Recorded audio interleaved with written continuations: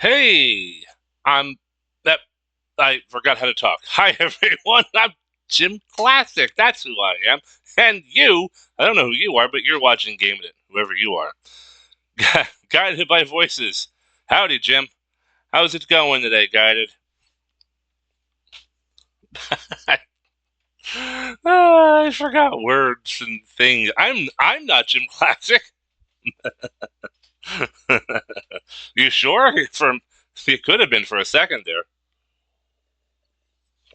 Anyway, Disco Elysium. Blink. Click. Ding. Oi. Oh no. Oh no. It froze? Motherfucker. The screen changed, but OBS has not. Give me a second. I think. Ooh. No, okay, that's weird. Oh, it did update. Okay, it's updated. Never mind. It was a bit slow. It was even a bit slow on OBS. Let's see. Maybe this might be a little bit laggy today. I don't know. Am I coming out laggy?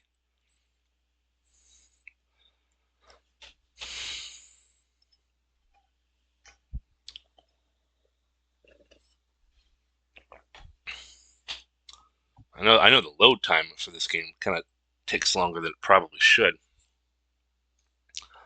I look normal? Well, that's disappointing. But okay, as long as I'm not lagging, I'm fine with that. I mean, I think the game is just taking a while to load.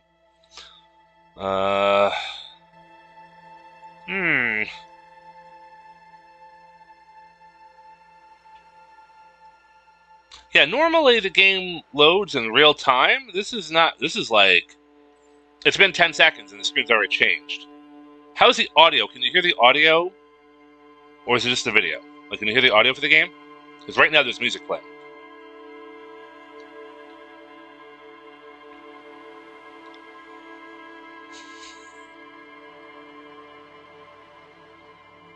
You can hear the audio, so the video is lagging. Because right now, it's the title screen and continue, save game, load, collage, options, it's all there.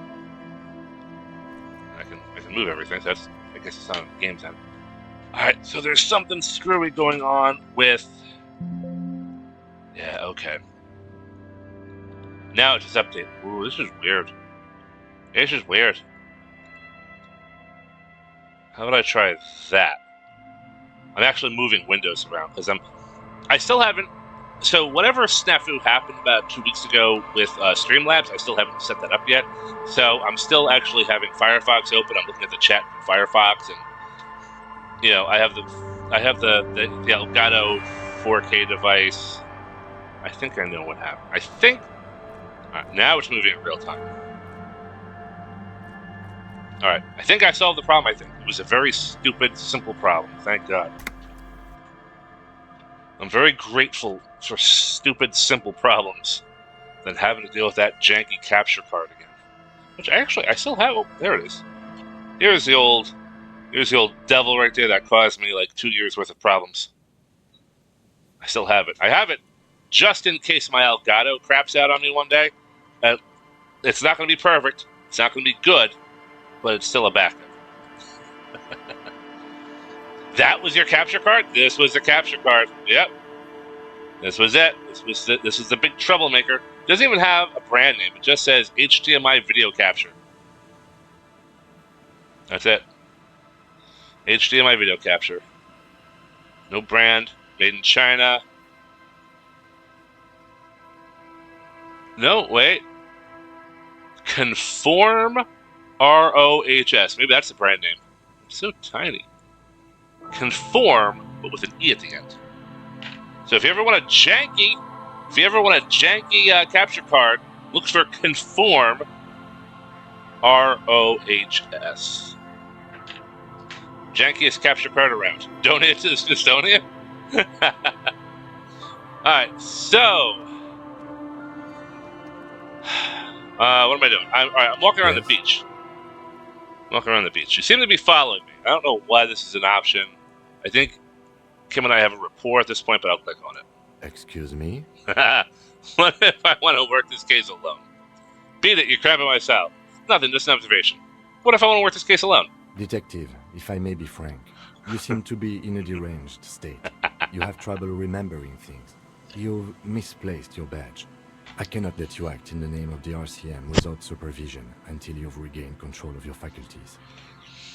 Damn. Well, yeah, that's pretty much it. Not a responsible person. Oh, so you're an unaccountable wreck who has to be supervised. You don't have to take this display of authority. You can disobey. I know what the RCM is.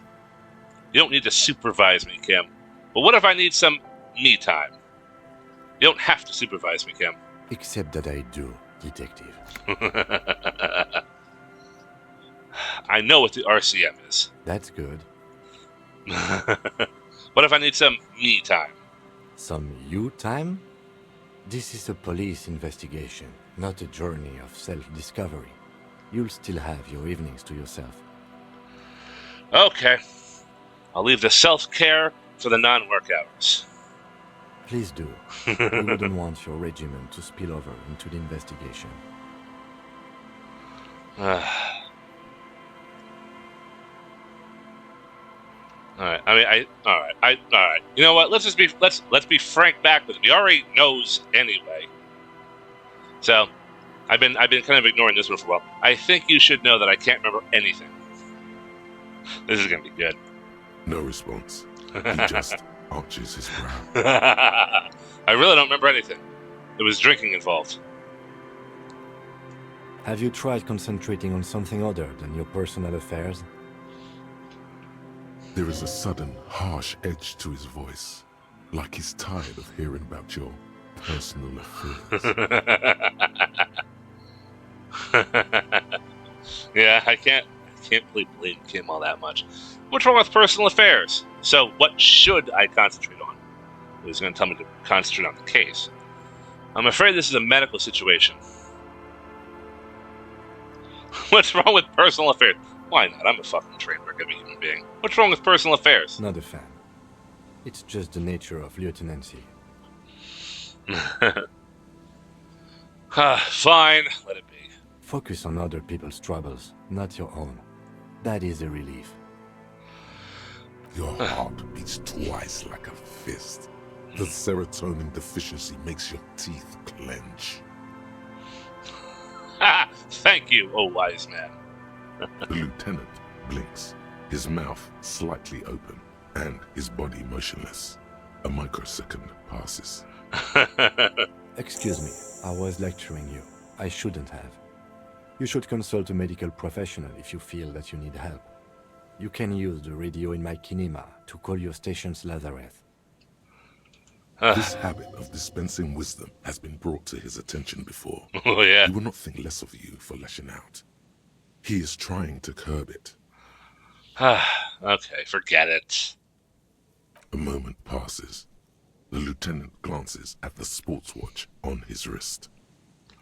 Alright, well, that's everything. Everything's been highlighted now. The entire conversation. So it should take care of that particular quest. Alright. If I'm not too much mistaken. So yeah, anyway, where I left off right now, I'm on the beach. I'm on the beach. I don't even remember why I'm on the beach. I'm just on the beach. Ask him to tell you about the case. Police officers get free. I've already done it though. Like, what is there to talk to him about? Maybe just periodically throughout the game. A dead phone, smashed receiver, like someone hung up too hard. You can imagine why calls become terrible sometimes. That sounded personal. A metal payphone under a yellow plastic dome. You could use it to call someone, unless you're out of change. Who would I call, though? Besides Ghostbusters, of course. Pick up the handset. You hear the tone. The machine is inoperable. It is operable. Well, 10 cents. What's 10 cents going to hurt? All right. Call apparently that number, which kind of looks like a funky social security number. Calling. Is there something strange in the neighborhood? In this game? Yes, everything is strange. The whole neighborhood is strange. Still calling. This feels wrong. Should you be doing this? Probably not. End of tone. Someone picks up. Ooh. Pierre? Is that you, Pierre? The voice is female. It sounds about 100 years old. I might be. What's Pierre like? No, this is not Pierre. Yes, it's me, Pierre. I ain't afraid. You're not afraid of no ghost guided? That's good. So nice of you to find the time to call me. It gets so lonely. Even the animals have died. Jeez. That's not good. It gets lonely even when you're with people. Are you sure you're Pierre? Your voice, it's different. There. Chrysanthemum. Oh, I think the old lady's lost it. Her voice is drowned in white noise. Sounds like waves washing a beach, growing in volume until the call suddenly disconnects. Okay. You get a sinking feeling. It makes you look if Lieutenant Kitsuragi overheard you. To your relief, he did not. Alright, well, let's leave. That was depressing. I have a feeling that's his old Flames number. I'm under the impression my character's either divorced or, you know, or just dealing with a broken heart.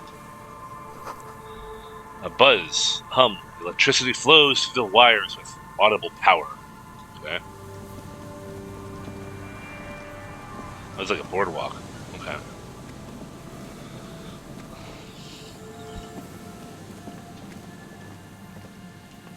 Why am I here? What relevance does this have to the case? Coin-operated weighing machine hasn't been used for a decade.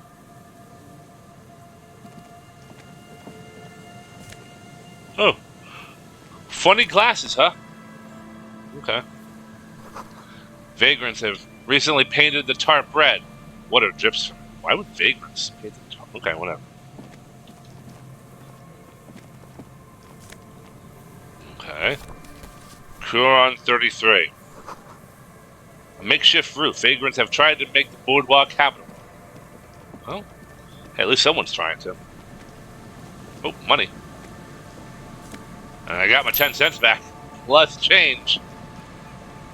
Because I'm that kind of a cop.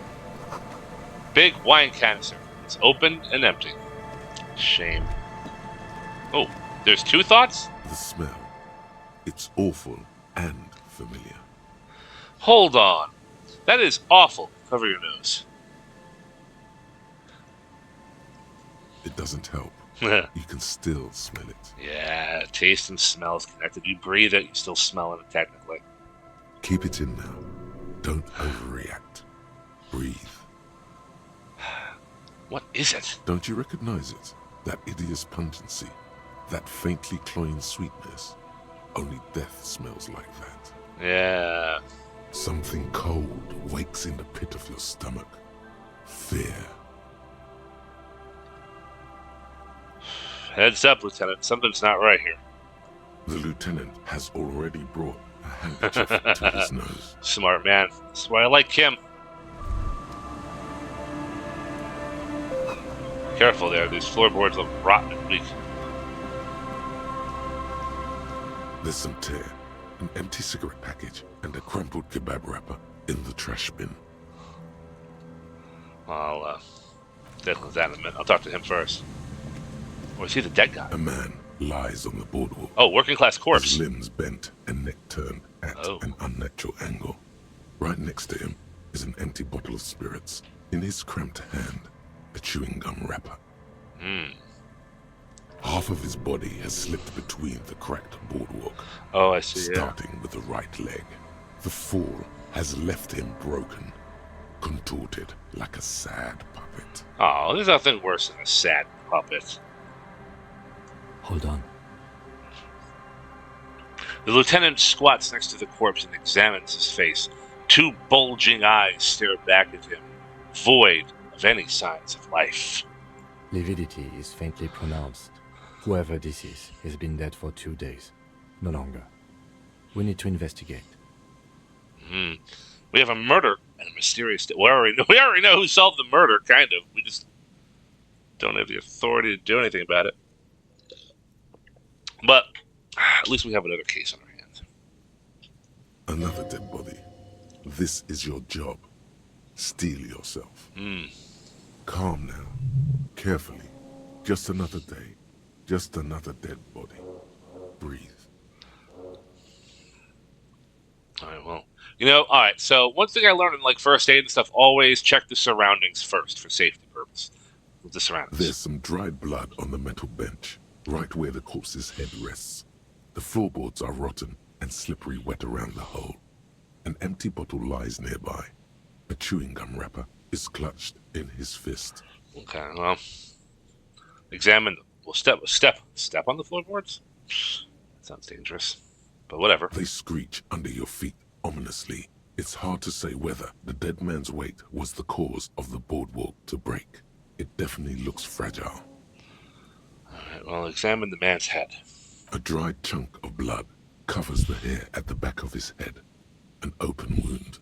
It's sticky and cold to your touch. Oh, he's touching it? This is where he came out of himself, drop by drop, when he was unconscious. It took 3, maybe 4 minutes. I don't see any other major wounds, do you? It's hard to say. Seems like the head wound was fatal. It's exactly the shape of the bench. Examine the bottle. A .75-liter Tallulah vodka with its cap missing. There's hardly anything left inside. Ah, shucks. It's mid-market spirits with a slight touch of menthol. The man meant to enjoy himself, have a good time. Tear all around us. He looks at 2 other bottles forgotten near the coin-operated... Wait. He looks at 2 other bottles forgotten near the coin-operated tower. Or viewer. Oh, viewer. A dried chunk of blood covers the hair at the back of his head. An open wound. It's sticky and cold to your touch. We already covered that part, didn't we? This is where he came out of himself. Well, we already covered this part. Drop by drop. Did I do When something? he was unconscious. It Took 3 from I his. don't see any other major wounds, do you? No, just the back of his head. I don't Seems like the head wound was fatal. It's exactly the shape of the bench. examine the chewing gum wrapper. Grabowski spearmint chewing gum. Green leaves on the cover. The man's mouth is half agape from the terror of the fall. Look in. Why The not? blackness of death. Stench. You think you see white chewing gum too. the blackness of death and chewing gum. He ate the whole pack, right? It's to cover the smell of alcohol before going home. The worst thing is, What is the worst thing? I've seen it before. Almost the same scenario. Even the chewing gum. It's always the same. Oh. In a ditch off a road below the 881, he thinks. A young father. Then he shakes his head to make the memory stop. Alright, we'll step back. The entire boardwalk creaks in the wind as you take a step back. Alright, well, study the man's clothes. He's wearing mud-caked boots, beige trousers, and an old brown leather jacket with a bright blue lining. There are traces of kebab sauce on his chest. I wonder if this is the guy I wonder if that's the scientist I'm looking for. Search thick pockets. You find some sunflower seeds and a rain-soaked library card folded into 2. His jacket feels sodden and heavy under your hand. Good. We should take a look at that library card after this is done. Yep. And study the man himself. The man with the legend. The corpse. The man has fallen through a crack in the boardwalk and hit his head against the metal bench. Coagulated blood covers his black hair. One of his feet is still dangling through the hole. Do we know there's still a foot there? Maybe a shark might have eaten it. You have to be quite inebriated to fall that bad. Well over a liter of pure ethanol. 3 bottles of wine, or 1.5 of spirits. Examine his face. His expression is dull, like the sea behind him. Drops of water shining on his mustache. His eyes, empty and wide, look frightening in their frozen gaze. Well, last thing he did was kind of bust his head open and die, so I guess he would be frightened. Height, 170 to 175 centimeters. Curly hair, stout build. Age, approximately 50 to 60 years. He was confused when he died. Confused and alone, most likely. Overcome with the awful surprise of it all. Fair enough. He was just about to head home. The first step back home proved to be his last. Who is this man? Looks like one of the locals. He'd have to know this spot to come here. You don't just walk over here. He looks south, the way you came. But that's just a lazy assumption. What do you think? At least this man knew how to party. Imagine the same scene without the bottle. Now that would be just sad. This is an omen, a sign from above. Don't start drinking again. Don't tell me what to do. He looks like me. I could have ended up just like him, dead on some empty boardwalk with a bottle next to my corpse. What we're witnessing here is a demise of a great party beast, That leather jacket, an empty vodka bottle. Mwah! He looks just like another old drunkard to me. I think labeling him as an alcoholic is a bit premature. We don't know anything yet. Yeah, a little self-reflection can't hurt anybody. Well, at least you're not married. Morale's damaged. I hurt my own morale. Well, at least you're not married. The lieutenant pointed the ring and the man. At least. Oh, he's talking about the corpse. At least you're not married. Looking at the points to the ring on the man's left hand. The flesh around the swollen. Wow. The flesh around it is swollen and gray. Or what if you are? But let's try to not run ahead. For now, all we know is that he's an unidentified middle-aged man found dead on the Martinez boardwalk. What do you think happened here? Death by misadventure. He slipped and fell through the boardwalk. A truly unfortunate accident. If it wouldn't have been for that bench, he'd be alive.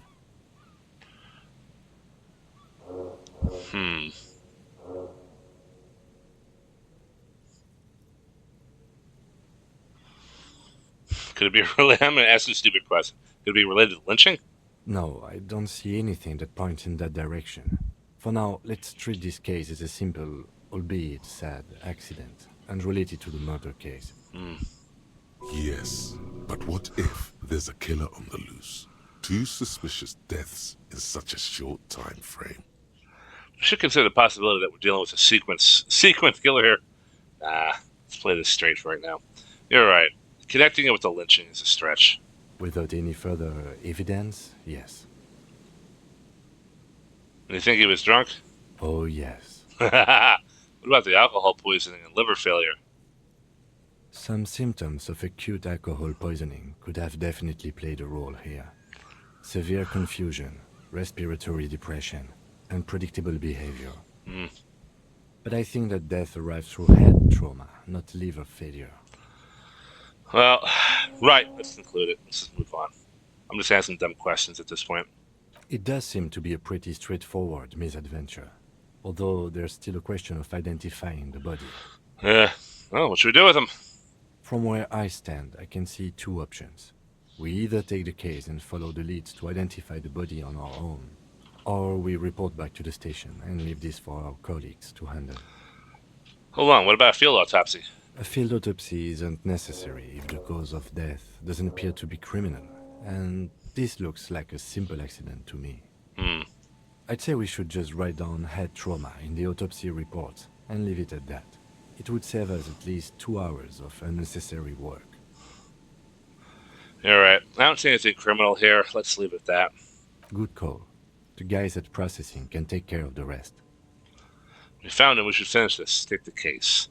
Let's leave this case for the station. I don't want to spend time on it. Don't take the case. We still need some time to decide on how... No, let's take the case. Let's just do this. We need a win. Alright. We should first examine the library card you found. Then we can call the station from my Kineema. Let them know we are taking the case.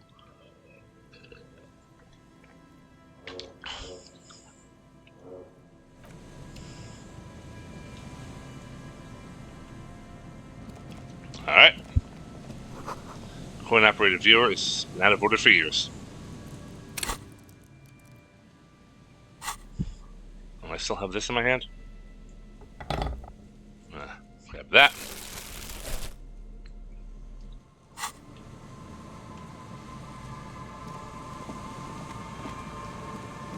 There's some tear, an empty cigarette package, and a crumpled kebab wrapper in the trash. Examine the 2 empty tear. bottles of Tallulah vodka and a can of black potent porter is all you find. Alright, well. A tragedy. The lieutenant looks into the can, eyes watering from the smell. He shakes his head with genuine sadness. Examine the cigarette package. Whoever tossed it here was a heavy smoker. The brand name reads Red Astra. Huh? Examine the kebab wrapper. You see traces of mayonnaise and ketchup on it, as well as a tomato wedge. The wrapper reads Shish Kebab Revachol. Alright, well, nothing interesting there. Can I grab the liquor bottle? Nope.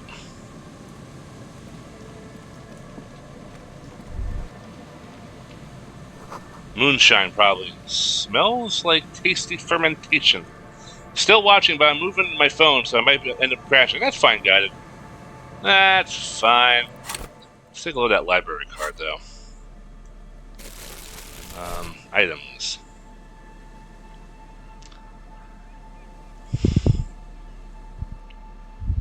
Oh, interact. Folded library card. X. The library card is folded into two and still slightly wet to the touch. The front side reads, Central Jamrock Public Library Card, issued to Billy Mijon, expires July 53. Alright, well, we have a name. Billy Mijon. Look inside. Whoever owns this card is an avid reader. You find a list of books written in blue pencil. Radio thriller. Stand a little less between me and the sun. The last one in the list is The Glinting Curve by M. Theobald. A library stamp indicates that the book has been returned. Oh, okay, that's one mystery solved. Most of these titles seem to be in the sci-fi genre. Some thrillers too. Look at the back. If lost, please return the card to the library. Dial 005 02 55211 or visit us at Moreau Street, 78, Jamrock. Alright, well, Business hours 900 to 1800. well, we have a phone number. I guess I should call the library. Good. We should give them a call from my Kineema. See if we can learn anything about Billy Mijon. Alright, hold on. I gotta take a quick break. Give me a minute and I'll be right back.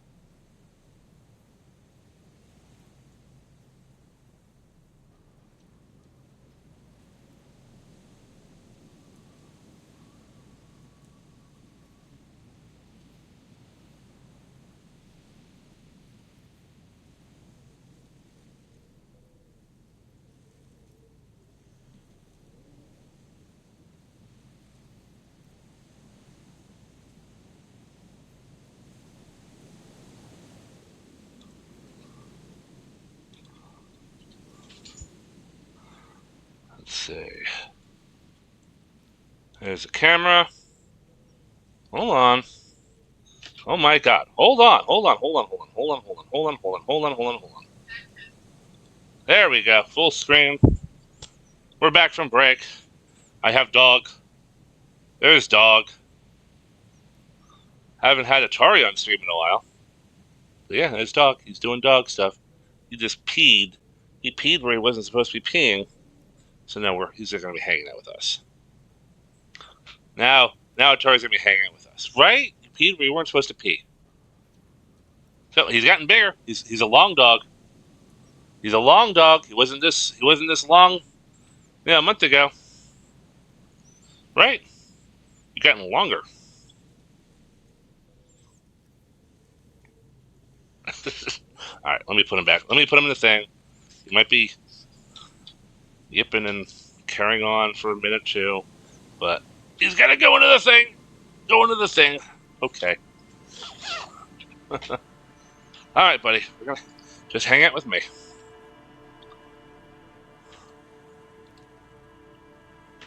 There we go.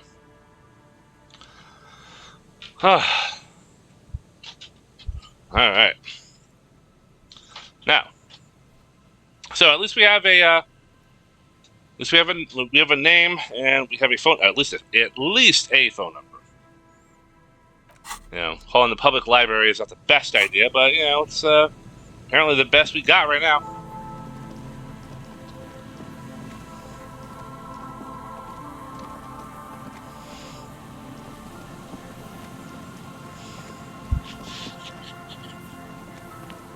Phone's down here. Someone must have worked hard to smash the plastic dome. Yep. You pick up the handset. There's a tone. The machine is operable. Alright, dial a random number. Why dial a random number? Why not just dial... Is that the number? That's not the same number as the library, is it? So it's like, oh, I can see that. So call, or check the thing during the prompt.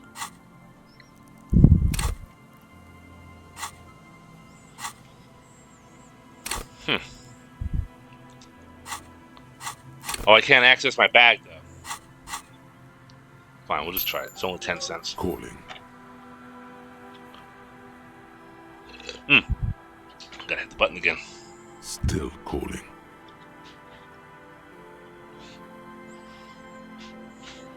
Okay. Again? Seriously?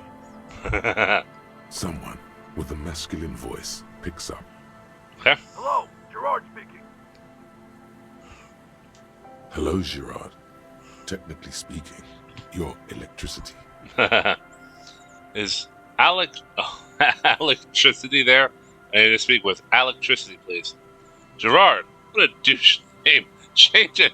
Change your name. Why not? Let's just piss this guy off. Gerard, what a douche name. Change it. Change your name. What are you, like 5? A woman's voice shouts something in the background, and when Gerard speaks up again, his voice is hushed. Thanks for calling, asshole. Phone hanging up. Disconnect tone. A random number? What's the point of this? One more time. I'm an idiot. Calling. Calling. Still calling. Still calling. Stop calling me, man. Someone picks up. The voice on the other end is slightly hysterical. I'll get you your money, alright? I just need till tonight. Let me work. Yes, but a slight change of plans. I want this delivered to Whirling-in-Rags and Martinez. We could all be a bit kinder to each other, don't you think? Consider your debt paid, my friend! You seem to be in some sort of trouble. Maybe I can help you. We could all be a bit kinder to each other, don't you think? Consider yourself debt paid. Slight change of plans. I want you to deliver to the Whirling-in-Rags. Tethys. Hey! You're not Tethys. Screw you, and don't ever call here again. You're fucking with some serious people. Disconnect tone. A single lets you know Lieutenant is ready to move on. Okay. Alright, we'll move on. Oh, my thought. More door. Oh. My thought has been completed. I don't understand this whole thing. There is no way to open the supply depot door. Accept it. You cannot open all the doors. You have to integrate this into your character. Some doors will forever remain closed, even if every single other door will open at one time or another. Maybe to a key, or maybe to some sort of tool meant for opening doors. But this one will never accede to such commands. A realization crucial to personal growth. Crucial. Good to know. I've a little bit wiser now. Not all doors will open for me. I guess. So, what? All right. So, Alright, so the bonus from this thought, I don't know what half-light is, I forget what half-light is, but all psych white checks are unlocked. Okay. Well, no, I didn't want to do that. Which one's... What was it? White? Ah, fuck, what was it again? Shit, I have terrible memory. Half-light. What is half-light? Cool for high-strung investigators. Shoot now, ask questions later, cops. Surprise haters. Half-light is your fight or flight response. It enables you to sense the way situations are about to turn. It injects palpable fear into your heart. Fear that urges you to act before it's too late to act ever again. It's too late to ever act. Okay, whatever. The fear that makes you frighten others. It is the aggression that lets you squeeze every last drop of information out of a witness. At high levels, half-light makes you ultra attuned to the world. It is perpetual fear. Perpetual fear of your own shadow, of someone else's name or scent. You'll be ready, always, to pounce and physically interrogate passers-by. At low levels, however, you'll find that your survival instinct is lacking, and your methods limp-wristed. Those who respect violence will not respect you. Why would I want this? Be paranoid and hated by other thugs? Why would I want this?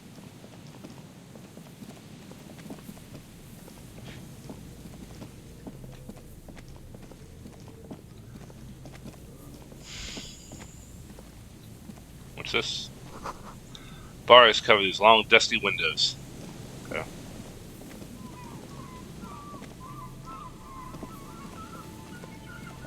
And Mikhail noticed the windows, especially with how there are no windows on the south side. This was to deal with. A blond man stands next to his son, pointing to the weather-worn ruins. He sees you approaching and smiles. You officers, come to investigate the historic subtext of West Martinez? I'm Trant Heidelstam. You must be Kim Kituragi, right? Huh. I was just telling my son about this building. Not a lot of people realize the historic significance here. Very rich in hypertext. Hypertext? Is that like hyperdrive? Nice to meet you. The lieutenant nods. Hold on. Hypertext? Yeah, thank you. Glad someone's asking these questions. Wait, what was that about Windows before? You and Kim know each other? I'll do hypertext. Yes, hypertext. Young cop and the collection of cultural hyperlinks. Okay. Boy, you just are a mystery. He's just making up fancy words.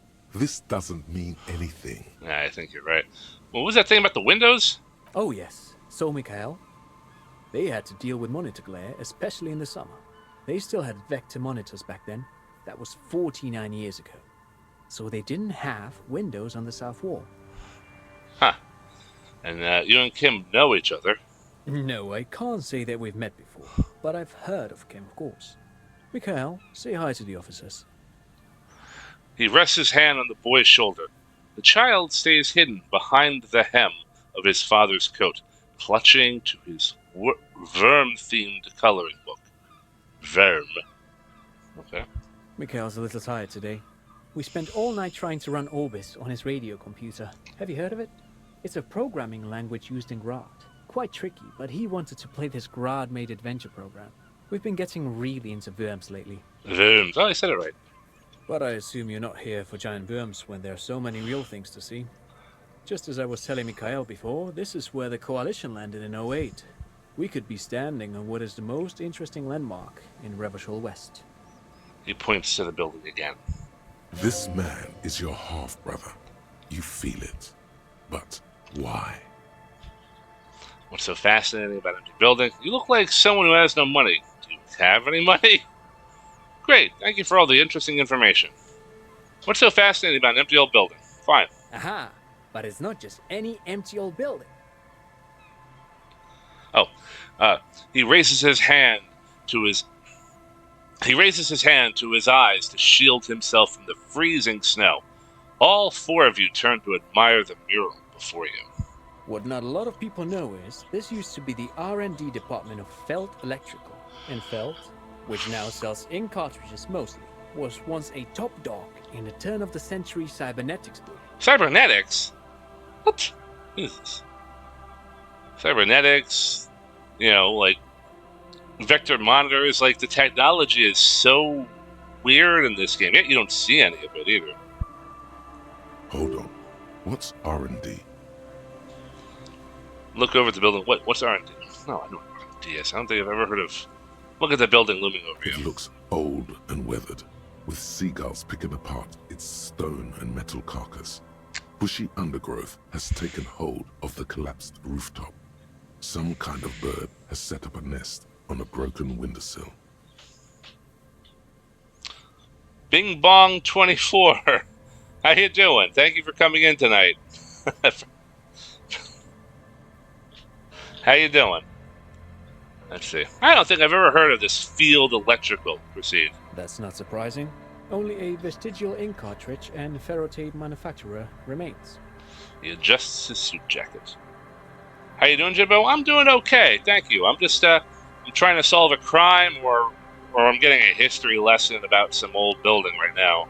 This is a weird game. I don't really know if I'm doing it right. I'm just talking to people, and maybe if I'm lucky, I solve a crime. Bing Bong is fine? It's awesome. I'm glad to hear that. They started out as a midway electronics outfit in Königstein 2 centuries ago. After an aggressive move to Revachol, Feld became a global player in the emerging personal electronics market of the pre-revolutionary era. So, an electronics outfit in 2 centuries, so at least 2 centuries, for at least 200 years, they've had electricity and, let's say, videos or video games. That seems to be what I was talking about earlier. So, like, all right, cool. Doesn't look like much has progressed in 200 years. Still, Tricentennial was beating them in business machines. But Feld had an ace up their sleeve. Or should I say, they were developing an ace up their sleeve? I'm mixing my metaphors here. That's very interesting. Oh, what was that ace? I'm sorry. I was like, what is an ace? I'm like, that must be one of his stupid questions. But no, what was that ace? It was here in Martinez, possibly in this very building, that they developed prototypes for a tape computer. 200 years ago, they had tape computer. Okay. I love this game. Totally haven't done 5 playthroughs of this game. I actually got this for Christmas from a friend of mine. And I actually just got around to it I guess I've been playing it for about a month now. And off and on. I only play like once or twice a week these days. But so, this is like, I don't get it. This game is so weird. I guess it's a whodunit, and it's a dark comedy, and I'm just like, I don't know if I'm doing any of this right. I'm just stumbling around and making ridiculous comments. But anyway, I guess that's the whole point. It's keeping me curious that I want to see what's next. A tape computer, you say? Mm-hmm. An elegant folding mechanism of rollers and ferrotape ribbons, portable enough to be a take-it-home solution. Revolutionizing business machines, possibly even bring them to the average consumer. Oh, you don't say. Sounds like you're talking about the 80s, man. Which is a feat of engineering even today's giants, Rehm, ICN, and ZAM, haven't achieved yet. He grins, admiring the sentence he just produced. What happened? Indeed. What? It's a laptop? They tried to invent a laptop. The revolution! The boy wipes his nose with his sleeve. Unfortunately, their moonshot project never made it to the market. Feld's move to Revachol backfired. The revolutionary government liquefied their assets and expropriated those very advanced prototypes. Possibly from this very building, or one of the adjacent ruins. A bunch of bastards they were. He pauses, pointing to the other building, then continues. All of this was built by Feld, even the boardwalk. Wild Pines built Martinez proper as a resort for their middle management. Feld built this side of town for R&D. You're saying that the Feld Electrical Building built this boardwalk? Look under your feet. Okay, what happened to the engineers of the company? What did the revolutionaries do with these advanced tape computers? How did these tape computers work? Did they work like radio computers? Because Because, like, I know what a radio computer is. I wanted to ask something else. All right, let's just start from the top. Let's just get our history lesson in Revachol and this place, the Felv Electrical. Yes, they even built a pleasure wheel, but that got destroyed in the war. Pleasure wheel? You mean like a Ferris wheel, or? I hope that's what you're talking about. A pleasure wheel? Thank you. Looks wistfully at the horizon, as if picturing gondolas raising to the sky. Okay, so we were talking about a Ferris wheel. Good. I thought it was going to be something worse than that. Perhaps reminded of a childhood memory. It's clear he would prefer they were a big wheel, lighting up the coast. Yeah, they can be okay. Think of those big fat computers you see in the universities in the 80s or 90s. Yeah, I was kind of visualizing that a little bit, yeah. Yes, to lure in their star engineers. This part of Martinez was nothing but reeds before Feld arrived. They had to make the prospect of living here attractive. It was supposed to become a global center for innovation in cybernetics. But history had other plans. By the way, I still have... Oh, that's a radio computer? Okay, yeah. I still have an old computer from the 80s. I don't know if it works, but I still have it. What happened to the engineers of the company, the people? Oh, I'm afraid it didn't end well for the boys. But this story is a bit too dark for little Mikhail here. Now, if you were to ask about tape computers... You're trying to lead me into a tape computer conversation. What did the revolutionaries do with the advanced tape computers? They used them for military communications, but also to write and send out press releases. The most notorious example being Le Decret de Mars. Oh, of course. That one. Everyone knows. Le Decret de Mars. Yeah, sure. What was that? Thank you. What's the Mars Decree? I mean the radio transmission sent out to news agencies and world governments by the newly created Commune of Revachol on the 7th of March in the year 02. Oh, thank you. You look like you time traveled to the 80s into present time. Yeah, it's the mutton chops. And the Civil War hat makes me look like I was here from the 1880s. It's a beautiful piece of text, actually. A singer-songwriter I know, Charette, called it a love poem to Revachol on her political concept album, Bon Baiser dans le Lind. You should read it. Every local library in Revachol stocks a copy of the decree. Okay, well, maybe I will. I tried to get Mikhail to memorize it. Tried to. Someone was much too interested in worms to be paying any attention. Wow, okay. Can you blame him? Who doesn't love worms? How did the tape computers work? Did they work like a radio computer? Actually, no one knows. No one even knows what a computer made entirely of tape would look like. But word has it, they were very elegant, exquisite, alien-looking turn-of-the-century hardware. He raises his finger, remembering something. I'm see now. When he said cassette tape computers, I'm thinking like reel-to-reel computers, like from the 80s. That's what I'm from the 80s, from the 60s. That's what I'm visualizing. Yeah, the part. 10 years ago, I did a little freelancing, I guess you could say. I was a special consultant for an exhibition at the Wompty-Dompty Dumb Center in Vedefort, Oranje. It raised the same questions, and we had lengthy discussions with Paul Ockerman, who was head curator at the time. This was before the twins Keith and Guy Juice joined the team, trying to... You're talking as if I know who these people are. Wait, did he just say Wompty-Dompty Dumb Center? I think he did. He did it. He said Wompty-Dumpty Dumb Center. Center. Like it's the most natural thing in the world. Okay, the Wompty-Dompty Dumb Center? Paul Ockerman? Keith? The Guy Juice? What are you talking about? Okay, back to where we were. Tape computers, I think. No, let's go down this rabbit hole. The Wompty-Dompty Dumb Center for Contemporary Arts. The exhibition itself drew on Lagerman's notion of memory, and so there were some parallels. That's why the head curator, Paul Ockerman, chose to... You're making this up. Turn to the lieutenant. Kim, is he making this up? Oh, come on. There's still a place called the Wompty-Dompty Dumb. Why Probably not. My guy's an asshole. You're making this up. Is he making this up? In fact, I'm not. The Wompty-Dompty Dom Center is a place you can visit if you're ever in Vredefort and are ever in the market for an exhibition space / contemporary art research center. He clears his throat. But perhaps I should return to the tape computers. Please. As I was saying, the device itself was very elegant, fragile even. One could write directly on the tape using a special chemical solution. The machine would then analyze the handwriting, perform operations, and project output onto a white screen. It was a beautiful, delicate thing. Made of black film and folding tape structures. Cool. Nod. I've seen cooler things than that. The RCM should get some of those. Even one would be very useful.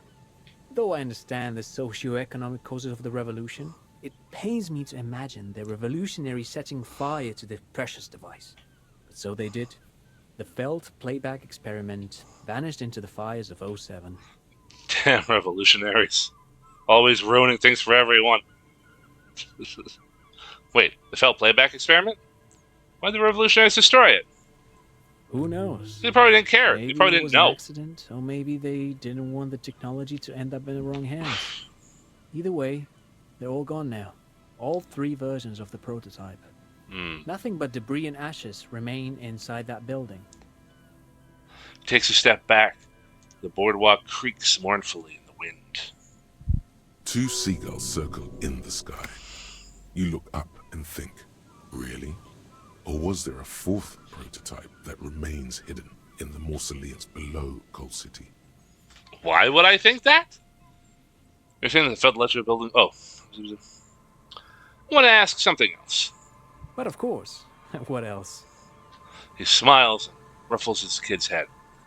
You look like someone who had... No, I'm not going to ask him that. That's stupid. Thank you for all the interesting information. No, thanks to you for having me and little Mikhail here to pick your brain. A very interesting conversation indeed. Well, that was a nice little something. Oh, money! I'll take it.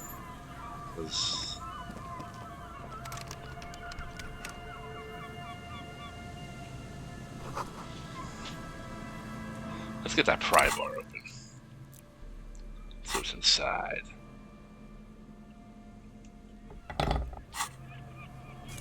Oh, what the hell? What the hell is that? Oh. Yes? No, not you, Kim. Not you, you crazy guy, you. Oh, money. Cool. Oh, I can look at that, too.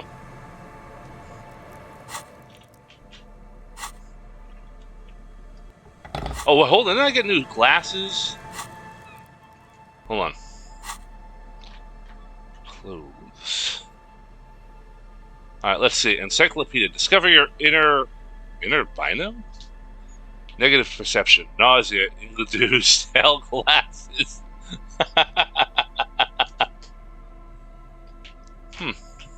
Well, let's put them on, and then let's look at that.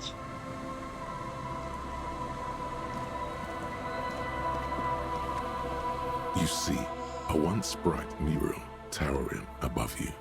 The signage has peeled off over the years, but you can still make out Feld Electrical R&D. Yep. Turn away. Okay, I thought that might be, something. Benefit me somehow. I'll just stick with my neat office shades. Because they're neat. Anyway, so, maybe I should have told them about the dead guy. Don't go over in a certain area, but...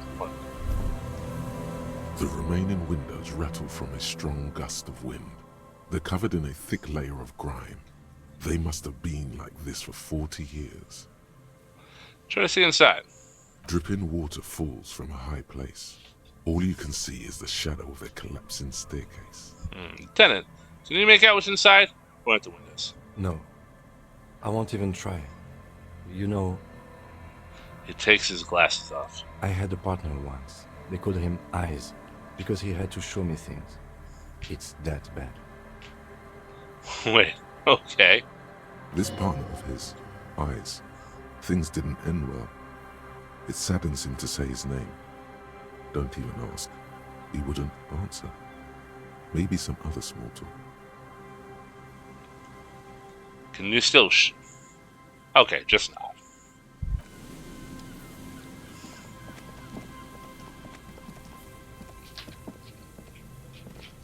What's over here?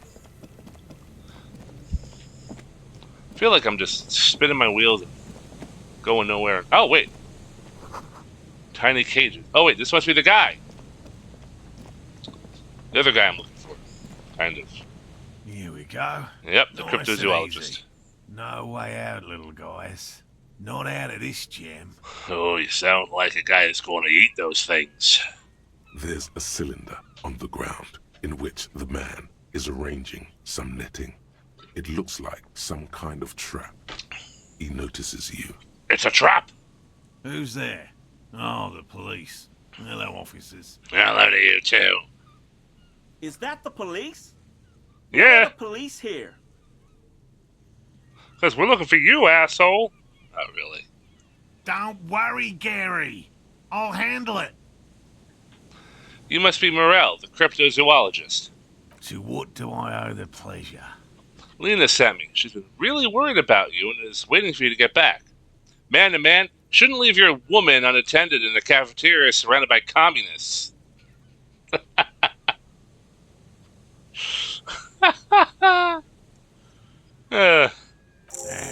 Of course. Thank you for passing along the message. Ooh, new skill. That damn water lock is broken, and we can't go all the way around the 881. Yeah, that was me. I broke the water lock with my motor carriage, but it's fixed now. You can go back. The water lock's been fixed. It was fine when I crossed it. Withhold the whole... Yeah, I'm not going to tell him the whole thing. Oh, good. We should really be getting back. Gary could use a hot shower and a warm bed. Did he say we can go back now? Yes, Gary. Shut the fuck up. Yes, Gary. We can go soon. If you see Lena, tell her I won't be long. Sir, your wife is waiting for you. I just have to do one more round. See if the phasmid has taken the bait. Then we're going. He refastens a bit of netting that has come loose to the wind. For all his passion, this man is diligent and patient. You could learn things from him. Tell me about this phasmid you're looking for. I forget what that word means, phasmid. I know that's...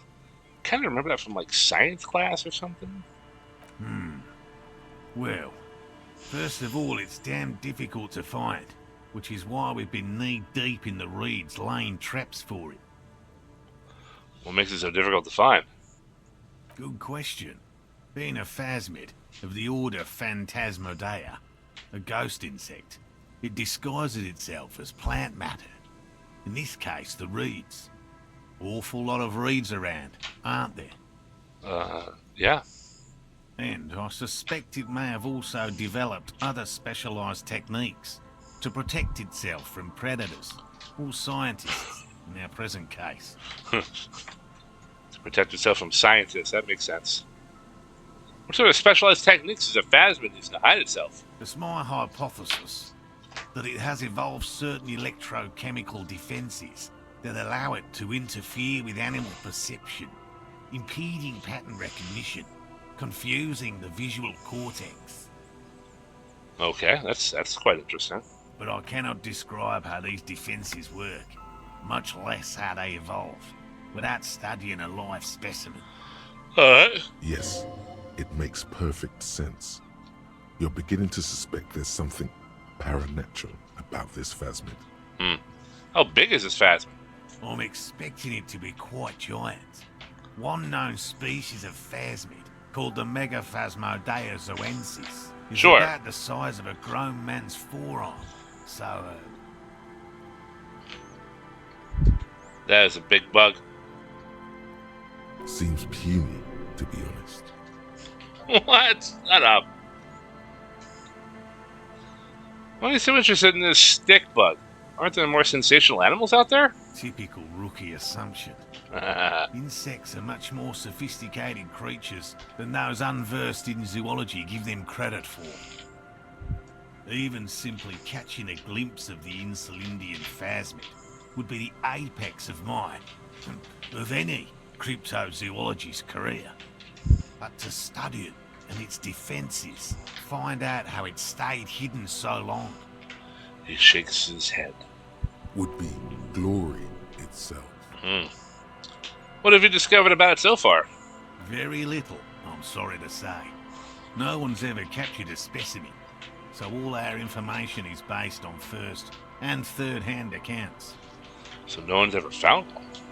Not yet. That's what makes it a cryptid. Just out of curiosity, if there's no proof of its existence, how do you know it's real? I know it's real. The cryptozoologist says brusquely enough that he even seems taken aback by it. By which I mean, I've heard enough first-hand accounts to believe quite firmly that the Insulindian phasmid is more than mere superstition. Lena said there has been a sighting of it here at Martinez. Maybe the Insulindian phasmid has died out? I'll start with the first one. Yes, the most recent sighting was by a couple of teenagers along the coast here. That's what brought us to Martinez specifically. Okay. It's the first credible sighting in several decades. Admittedly, Wow. it's an unusual location for this species, but with all the sewage runoff upstream, it probably doesn't matter much anymore. Maybe the Insulindian phasmid has died out. I have to resist the thought. Such an extraordinary creature is doubtlessly highly resilient. After all, it's generally thought to be capable of parthenogenesis. Parthenogenesis. Parthenogenesis. So Genesis, I guess, is like life or something. I forget what partheno means. I'm a little bit rusty on some of this stuff. Yes, please. Please. Parthenogenesis? Yes. The females don't need males to reproduce. Makes it easier for a species to survive in adverse conditions. Okay. That's pretty clever. Females producing without males, a travesty, a crime against passion and common sense. Arouses no special feelings in me. That's pretty clever. Yes, the Insulindian phasmid is a very clever insect. That's why it's so damn difficult to catch. But as a scientist, I'll try my best to remain dispassionate. Tell me more about these traps. Well, they may not look impressive, but Lena designed them quite cleverly, so I'm sure they'll do the trick. Lena designed the traps? Yes. How do the traps work? Simple. Attracted by the locusts, the phasmid crawls down the funnel and, having eaten its fill, can't get back out. Okay. At least, that's the intention. The net isn't a perfect solution, but we didn't want to use anything that might damage the specimen's delicate exoskeleton. What are you using as bait? Well, you said locusts. Locusts. Nearly all known phasmids are herbivores, of course. But we've hypothesized that the Insulindian phasmid might occasionally prey on other insects. Okay. Inside the traps, a number of locusts crawl and tumble over one another in a tiny, chittering swarm. What do you do if these traps don't work? They'll work, I assure you. Whoa, what was that? The predatory hypothesis, using locusts as bait, accounts for the failure of previous efforts by other teams, which use plants. We have given this some thought. So, did the screen just all of a sudden get much brighter? What was that? Is this like the afternoon sun or something? It just like, bam. Kind of surprised me a bit. Tell me about something else. Yes. What? It's time to return to your woman, Morell. How'd you become a cryptozoologist? I've just always liked animals and puzzles. Searching for cryptids is a bit of both. Fair enough. He seems reluctant to talk about himself, but he'll open up, if you prod a little. So you're living your childhood dream out here. It's not child's play. Just because I have to traipse through the mud every so often. His eyes narrow. Why not just be a zoologist? Real animals are puzzling too. Have you ever discovered a cryptid? No. Very few cryptids are ever discovered, and not for a lack of trying. To stay hidden is a cryptid's primary quality. It's even in the name, cryptid. How many cryptids have been found? Of the list of cryptids kept by the Cryptozoological Society of Chemnee, which is 4,082 items long, about 2,000 have been confirmed as hoaxes. Huh. 2 are categorized as confirmed discoveries. Huh. The rest are in differing stages of discovery, refutation, and data collection. Only 2 have proven to be real. Yes, the Chateau Quan forest pygmy, who turned out to be an extinct species of primate, and a cave salamander from Yugograd, who is, honestly, quite unremarkable. It's in a zoo somewhere. Huh. We cryptozoologists are brutally honest with ourselves. More so even than the public. With cryptids, most cryptids are hoaxes or they are never found. That does not mean we should stop searching.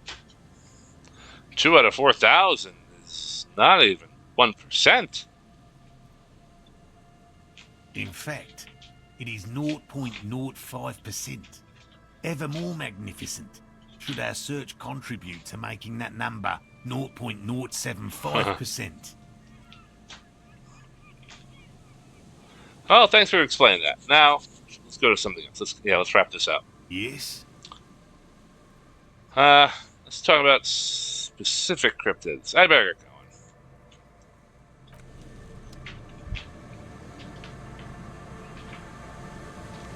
going. Woo! Those soggy logs full of ignition fluid. They won't light up. Heavy military blockades are riddled with bullet holes. It's almost impossible to get a fire going in this ocean. Buoy bobs in the water. The number says 11. That patch of reeds over there, it's a great place to hide something. Kind of out of the way, being so close to the water. Wait, I can't see anything interesting. You don't have a reason to. Yet. What is this about? Nothing. Just a hunch. The hunch passes, leaving you there, by the old boy bobbing in the water. Time to go.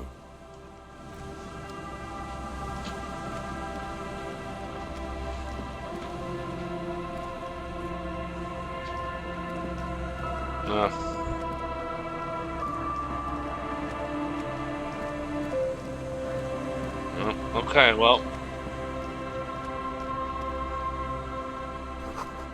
No boat in the boathouse today.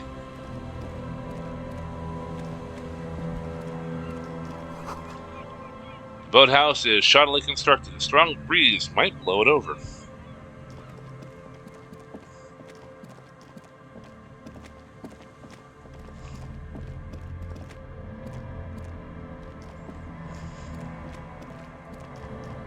A scattering of bullet holes is spread across the cracked wall, reaching from one corner to the other. Look, Kim, even more bullet holes. Something's definitely gone down here. Visual calculus. Why so many bullet holes? Yeah, why not? A row of ghostly shades stand facing the wall. There are many of them. A dozen at least. Their heads lowered and eyes blindfolded. It's quiet. No sound. No movement. Ooh. 10 meters away, other shades are lined up in an orderly manner. Automatic rifles primed. A gust of wind blows by. The coats of the firing squad flap slowly in the breeze. A single person stands on the side. Snowflakes fall on the wooden planks and the surrounding sand dunes, covering the land with the white of innocence. A long time has passed since the moment of this fusillading. Rain and brine have since washed all the blood away. Not a trace remains. What is this? The abundance of bullet holes leads to two options. Either an inordinate amount of executions were performed here, or they did not use a conscience round, where only one soldier has the loaded rifle. Looks like this was a mass execution with everyone fully armed. Huh. I never heard of a conscience round.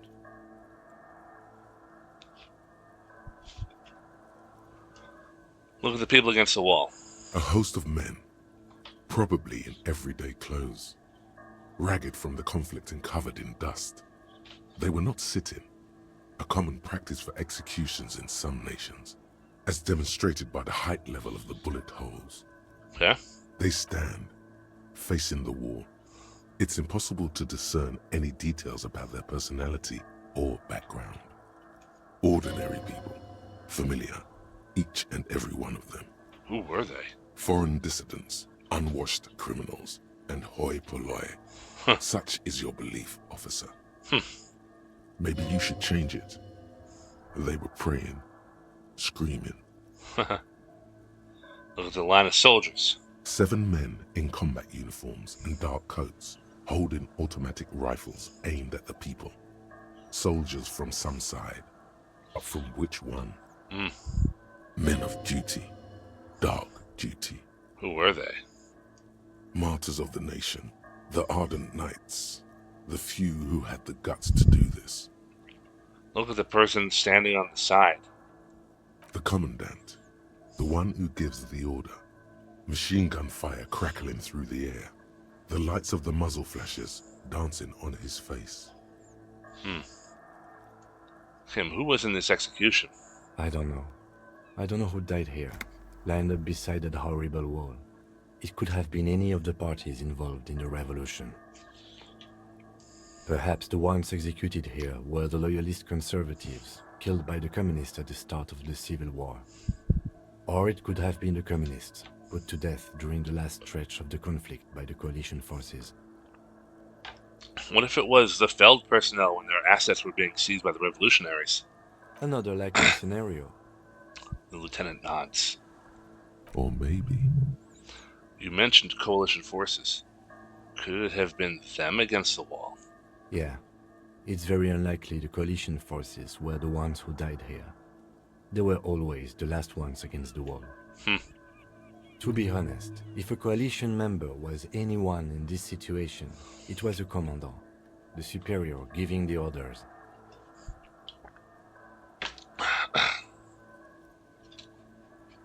Goodbye.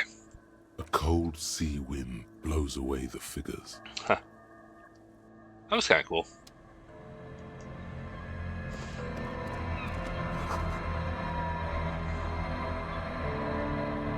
What's that?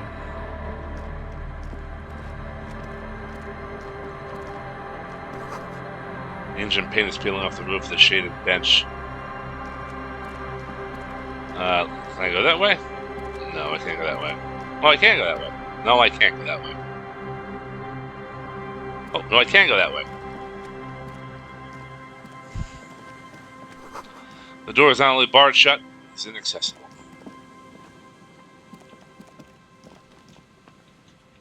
There we go. What's that? Peepo, peepo, huh?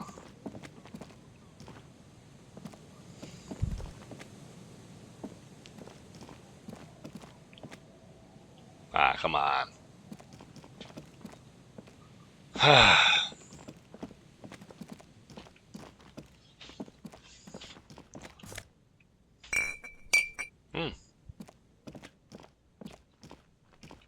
Come on, hold on, there's something there.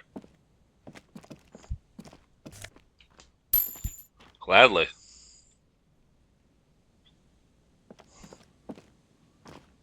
All right.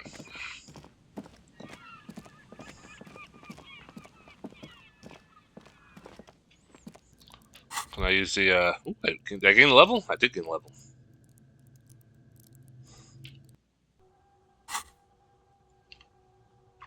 Alright. Oh! And I can unlock something. Okay, yeah, confirm. Let's unlock that. And let's do the Wompty-Dompty Center. There we go. Let's focus on that for a little bit.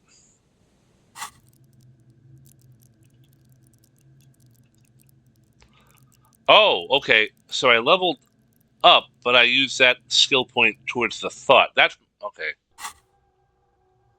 Okay, I think I'm understanding that now. That's why I haven't enhanced this all that much, because I've been unlocking.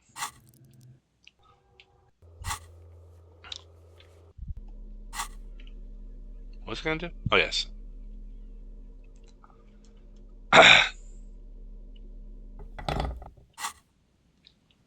Come on. Oh, come on, I can't. Old ticket booth.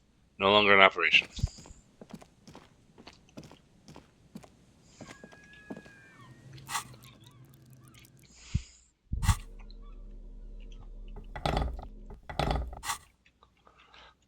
Can't break anything? That's the fun of that. Alright, I guess we go back the long way.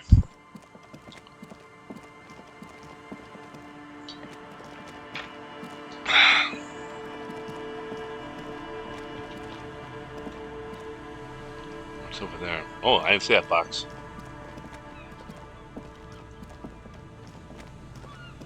Yep, money.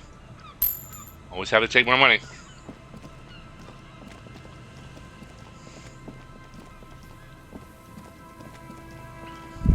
Okay.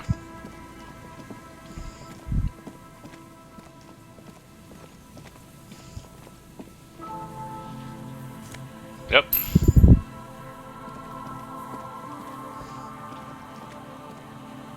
Wait, what's that? A barrel. Click on it. Rust-eaten letters. Mazoot.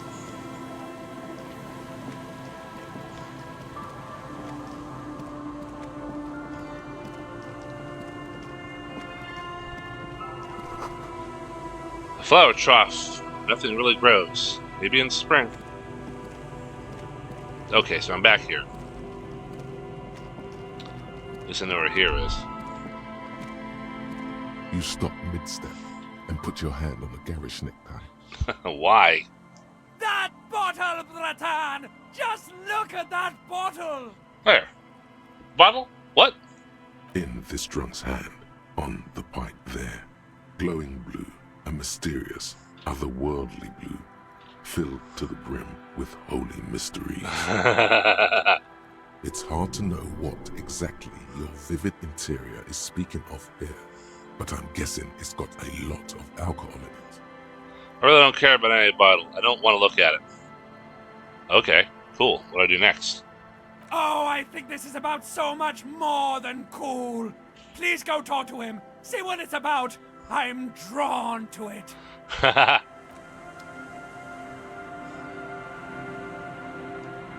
these are all homeless guys, I guess. Good to see you, friend. Do I have deals set up for you, buddy boy? He spreads his arms as if wanting to embrace you. Good to see you too, friend. So what do you want? I got smokes. They're cheap. Very cheap. I got Pilsner. Great deal. You won't get a better deal on that piss. Spirits I can let go for 300 real. I also have speed. And by speed, I mean amphetamine. See? There it is, Bratushka! The spirit! Let's buy the spirit! 300 real is a lot, but this has to be done! I don't have 300 real, you dummy! It's our end game! It's our end game.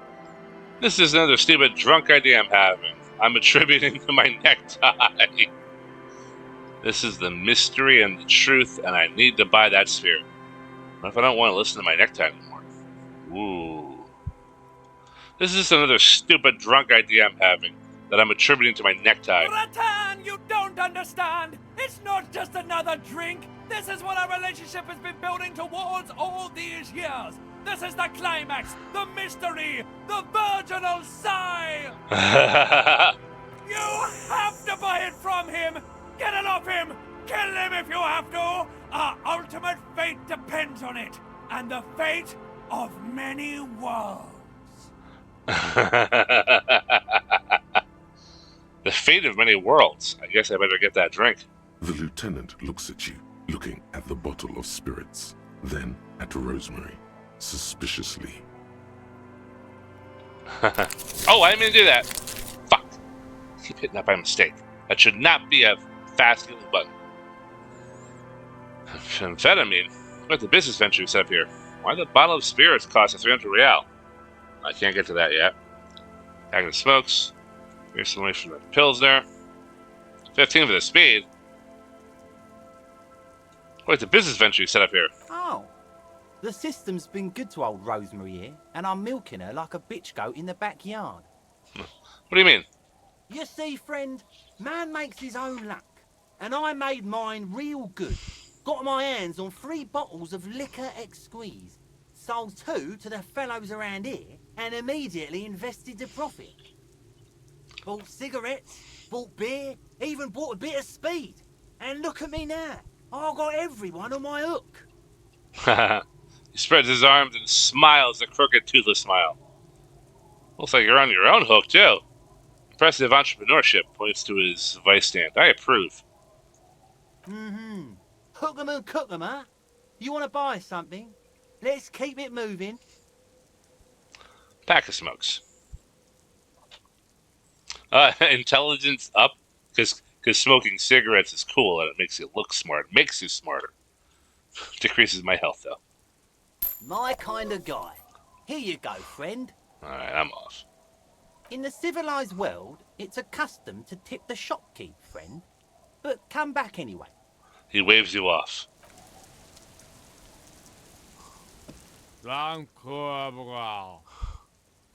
Grumbles an unshaven man with a ruddy nose. He narrows his eyes as if in recognition, then turns his head away. Don't you call her? Yeah! Don't call Abigail! Who's Abigail? Uh-huh. Abigail. Don't you fucking call Abigail. Okay, well, Never thought you'd see such a thing in your life. But this guy's a little too drunk.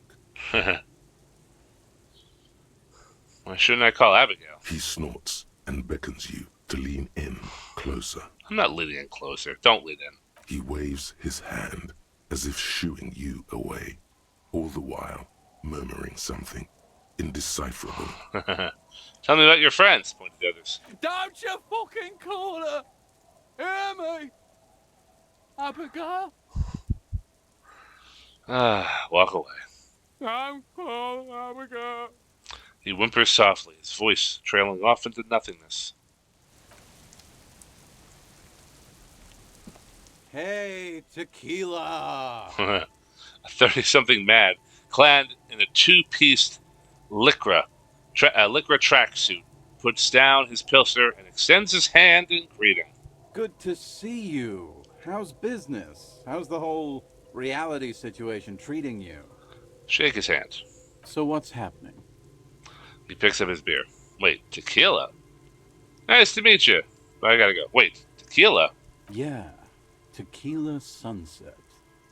How are the, high-concept, reality-based adventures proceeding? What? Good. These people know your true name. Looks like it has preceded you, Mr. Sunset. More on that later. Sure. I like this guy. You should too. He respects you by calling you your true name. Not too hot. I'm on a 50-year-old losing streak. Reality makes me aggressively sad. I don't know. People tell me I'm a cop. I'm getting used to that. I have re-entered reality to conquer it, to bend it to my will. I like that. That's the spirit. I used to shape reality into my image a long time ago. Those days are over now. He looks at his shit-stained lycra jacket with a grim expression. Sadly, things aren't going that well in Idiot Doom's Spiral Land. Haven't found those keys yet, haven't won that great piece of ass back. No word from my business buddies. Takes a sip from his beer. What do you guys do around here? We are saving the world. He looks at his comrades. Please. Please don't call. Don't go! Begs the man in the pipe. Okay, we're drinking. We're drinking alcohol. That's what we're doing. I tried to save the world once, a long time ago, with enterprise, creativity, and willpower. But that didn't work out. Ugh. Fair enough. So now, it's a pirate's life for me. What is Tequila Sunset? You keep saying it. It's you. Your Tequila Sunset. How do you know this? We've met before. Don't you remember? Maybe. Maybe. You look like you want to know how Tequila Sunset came to be.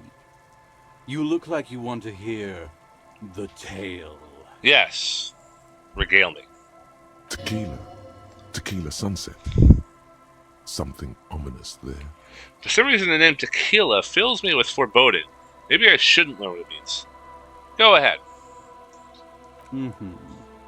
Let me take a sip to moisten up my cords. Tequila Sunset rolled into Martinez last Friday. And by Tequila Sunset, I mean you. The man, the myth. Wait, did we meet on Friday? Was I alone? Hey, let's not jump ahead of ourselves. This is your story. Stop interrupting. He takes another sip, then continues. You got here on Friday to solve a case, hoping to be the early bird who gets the worm. And by the worm, I mean the buzz. Because as far as I know, all you did was get pissed drunk. Word on the street is you went around the local hostel telling people that you're a police officer, and that it would be really fucked up if you shot yourself in the head right in front of them. That's pretty high concept, if you ask me. Wow. Man, my guy's a mess. Does that sound like something you'd do? Yeah. Yeah, probably. The lieutenant's brow is furrowed. He's listening as casually as he can. Kim is just like, why did I get stuck with this guy? What happened then? It was a late Saturday night when we, the Union of Moribund Alcoholics, were getting our drink on. Nothing remarkable about this. We get our drink on 24/7. Makes everything warm and glowy. I trust you know the feeling. Oh, yes, you do, Bratushka! The only thing better than that is putting the pedal to the metal after you kiss the tie. And off we go! One moment we hear the sound of a motor carriage revving up somewhere on the plaza, followed by a series of dings and bangs. Naturally, loud noises pique the interest of anybody owning a pair of ears. That's just the reality we're in. Naturally. Anyway, there was a brief silence, a gasp of silence, if you will, followed by a real commotion. We heard the carriage careening towards the coast at top speed. Jeez, this is the car. Sounded like someone jumped the canal. We grabbed our brewskis and rushed to the jetty. Never underestimate the speed of an alcoholic. 3 men are standing on a wooden platform extending out from the shore of a dilapidated fishing village.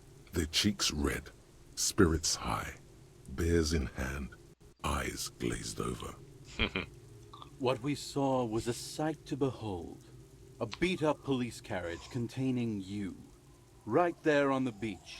You revved the engine and screamed at the top of your lungs. Oh no. The time hath come! Okay. So, naturally, being the curious cat I am, I asked what time hath come. To which you replied, "The time hath come for Tequila Sunset, the end of all things." Oh God. What happened next? Say nothing. It's more dignified that way. Every word I say was true. Tequila Sunset will break the looms of reality. Now, we're sober. We feel embarrassed. Oh God, what happened next? Your reality contracted. You jammed the pedal, plowed right off the jetty, and through the ice. Your hands cramp on the steering levers. We ran towards the ice, whilst you crawled your way out, miraculously unhurt, covered in seaweed and shit, like some kind of sea monster. When we finally got there, you were sitting on the beach crying. You said that your badge and uniform were in the car. It was too late to get in there, though. The carriage had sunk too deep. My badge and uniform were in there, huh? Recognizing a brother in need, we offered our condolences and invited you to party with us, which you naturally agreed to. Sounds what like else me. was there to do? Thank you, brothers, for your helping hand. We asked about the whole Tequila Sunset thing, and you told us it was your name now, and insisted that we all call you that from then on. Wait, so is Tequila Sunset an event or my name? Tequila Sunset, huh? That sounds pretty good. That's not my name. Raphael Ambrosius Cousteau. That's what you should call me. So wait, is Tequila Sunset an event or my name? I'm not sure. I think you were the event. Tequila Sunset. You know, as opposed to a Tequila Sunrise, which is long gone. Huh, sounds pretty good. That's not... Alright, my name is Raphael Ambrosius Cousteau. That's what you should call me. Nah, that name sucks. You're Tequila Sunset. Just embrace it, brother. Alright, how long did we party for? Hours. It was an all-night drink-a-thon. Then, at some point, I think it was Sunday morning, you got belligerent and wanted to talk about Revacholian women. Oh no. How they're beautiful and Oh, also my Morell. whores and so on. How one of them fucked you real bad.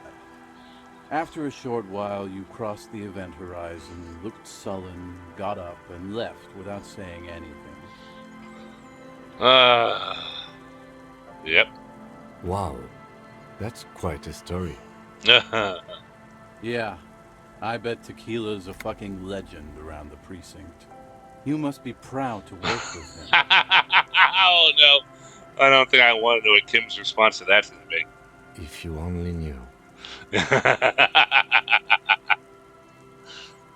I tell you anything specific about the person that fucked me? Did I mention losing anything else? I'll start from the top. You were pretty vague about it, but you kept saying you got fucked real hard, and that we've all been fucked too. Please, don't open that door. My health? No one's fucked me. I do the fucking around here. Abigail. It seemed pretty painful, to be honest with you. If I had to guess, I'd say you're still working through some shit. Did I mention losing anything else? Beside your gun and your badge? Oh, Jesus. You said something about your hope or heart or something. To be honest, the details are a little hazy. In retrospect, I guess you lost your motor carriage too? That's a big one. Can I say anything about my colleagues? You told us that they were a bunch of fucking losers whose main interest was cramping your style. Yeah, that sounds like them. It's more like you were cramping theirs. Shut up. No specifics, though. It was more about you that night. You were the star of the show. What about my case? Yeah, you said it was no biggie and that you'd solve it in no time. And that you didn't need anyone to do it. You're doing it solo now. A lot of cops go solo and hermit once they reach that level of alcoholism. It's not meant as a joke. He's sorry for the hermit cop. Did we talk about politics? Yeah, you seemed really mad about immigrants for some reason. He rubs the back of his neck. I'd rather not get into the details. It was pretty low concept. Did you get a read on what kind of cop I was? You kept apologizing for being such a bad cop, and for the damage you've inflicted on everyone around you. Jeez, pretty self-aware when I'm plastered. You also kept pausing to knock the heel of your hand against your temples, saying, "Stupid, stupid, stupid." I don't need to hear anymore. It's a hard thing for a man to confront his past. That's why I avoid mine at all costs. You seem like you're characterized by your storytelling ability. Want to tell me another one sometime? Whoop-de-doo. So now I'm a fucking storyteller. Right. Why not? Better than a beach bum. Wow. No, yes. Tell me how you became the idiot doom spiral. It depends, really. Are you willing to help me out? The gleam in his eyes and the slouch in his posture is so incredibly familiar. What do you need? Booze. Did you already forget our party? The thing I relayed to you earlier. So, have you got anything for good old idiot doom spiral? A bottle for a story. Seems fair to me. I don't have any on me right now. Then I Lie. will see you again once you've procured some. Par exemple, my good friend Rosemary here sells all kinds of stuff. All kinds, sir. Beer and wine. Alright, I'll be seeing You you. too, Tequila Sunset. Wow. Wow. Wait, what? Is that the... I can't go... Oh, right. That's all the thorns. That's why I can't go there. You could probably squeeze through that. Come on, game. Don't be dumb.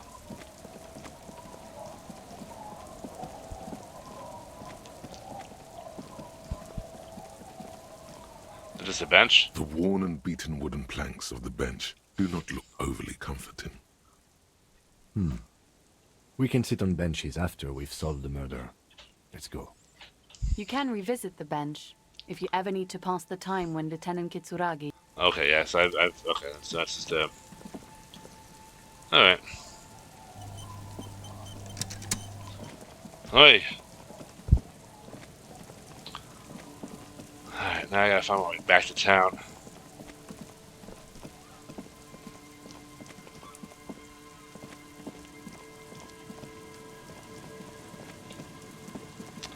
What's over here? Someone's broken down the fence and the barbed wire.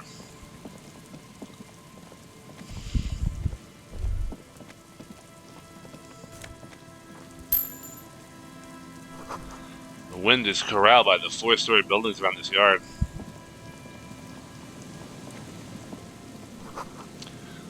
Glory, says the graffito, to the ghosts of us.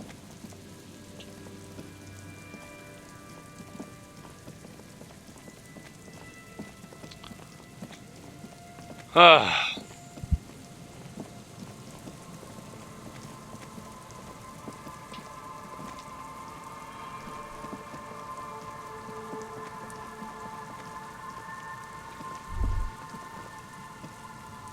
This, oh. Magnesium, huh? Traffic beyond the gate, more abandoned motor lorries. No entry, someone scribbled in an inverted star. Inverted star? Ah, a lot of plot exposition in this game. Not a lot of progression up to the story, I think.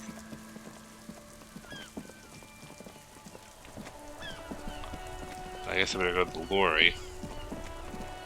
Or whatever it's called. Inside, you see a set of steering levers, a radio microphone, a pull-out toolbox, and the soft glow of the fuel preheater gauge. Tap on the fuel preheater gauge. As you tap on the gauge, the indicator pin jerks as if startled. It's in the large orange sector, indicating the engine is warm. Next to the gauge is a red switch, labeled heat. Now, that's enough fun with the foldable headlights. I know they are mesmerizing. They are also fragile. I'm not going to turn it on for you again. Kim, what are we looking at? What is this machine? This is the Kupris Kineema, my motor carriage. You can use the toolbox and the radio if you'd like. I'm surprised. Motor carriage. Something bad with a motor carriage. A dark lump rises in your throat. Oh, okay. I guess I should have had this before, but whatever. I already know what that dark lump is. What is the sinking fear I have with motor carriage? Squint your eyes. Okay, but what is a motor carriage? Do all policemen in the RCM have such a cool motor carriage? In the cabin, you see a set. Nah, I'm gonna leave. I thought since we found the other body, it might be relevant to that. Boy, should really check my quests. Let me talk to my, Oh, let me talk to her. Let her know that her husband's safe. Oh, hello, dear. There you are again. I ran into your husband on the coast. So your husband is some kind of a... You don't notice this about me, actually, but I have lost all memory of the... No. I ran into your husband on the coast. Goodness. How is he? Did he say why he hasn't returned yet? The old woman clasps her hand together over her blanket. He's fine, ma'am. As we had suspected, he couldn't get back earlier because the water lock on the canal was broken. Now he's just finishing up some work. Oh, yes. That's my Morell. He's bound to catch a cold staying out there for so long.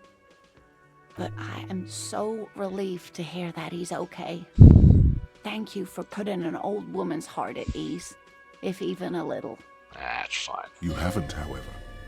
There are dangers out there. Our aging bodies fail.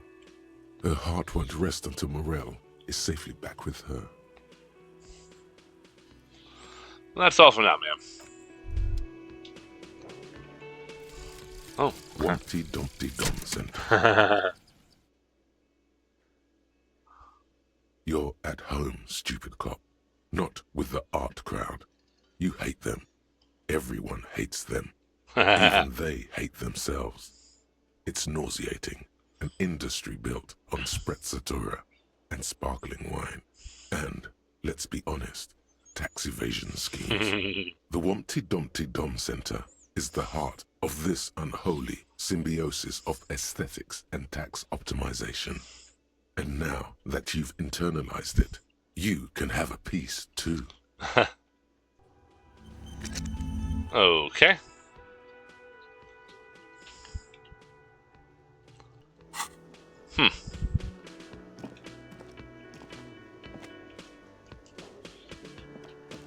Yes? What is it? So what precinct are you from? You know what? I know I've annoyed her, but I'm just gonna go right for it. Continue on. God damn it, you leave her alone. Keep your weird bullshit to yourself and be professional for once, for fuck's sake. Can I actually help you with something? She looks at you apologetically. Yes, of course. Preposterous. I mean, you would remember if they were, right? Who forgets their squad mates? That's not possible. You're a police officer, right? Cool. So am I. I don't know what to say. Don't say anything, Judith.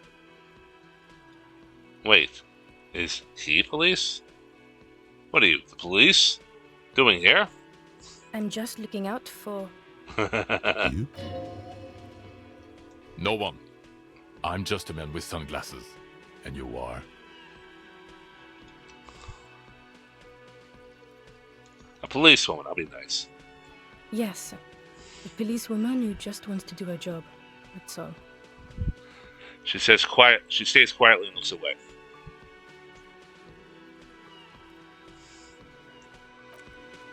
So we're not going to tell him about the dead body?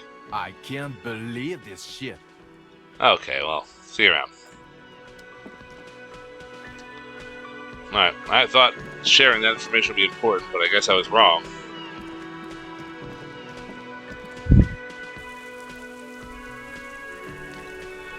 So...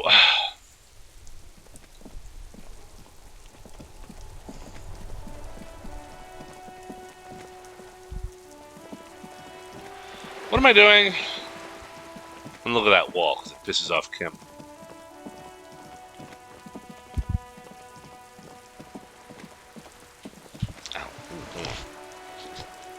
Actually, I don't really have an outfit that increases my conceptualization. I know.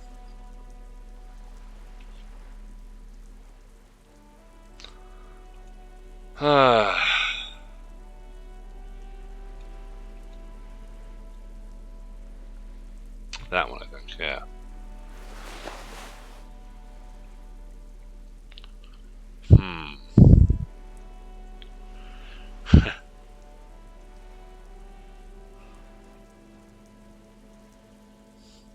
What's this one? What the hell is that? Let's do the logic.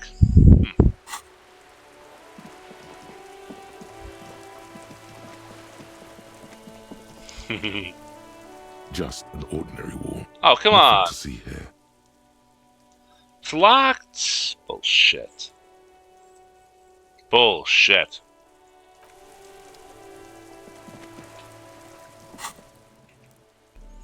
Damn raincoat back on.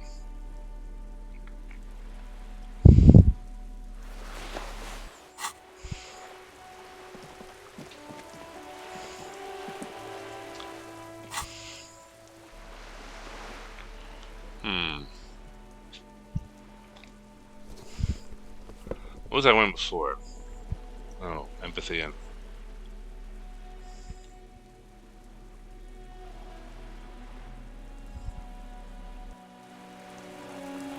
Alright.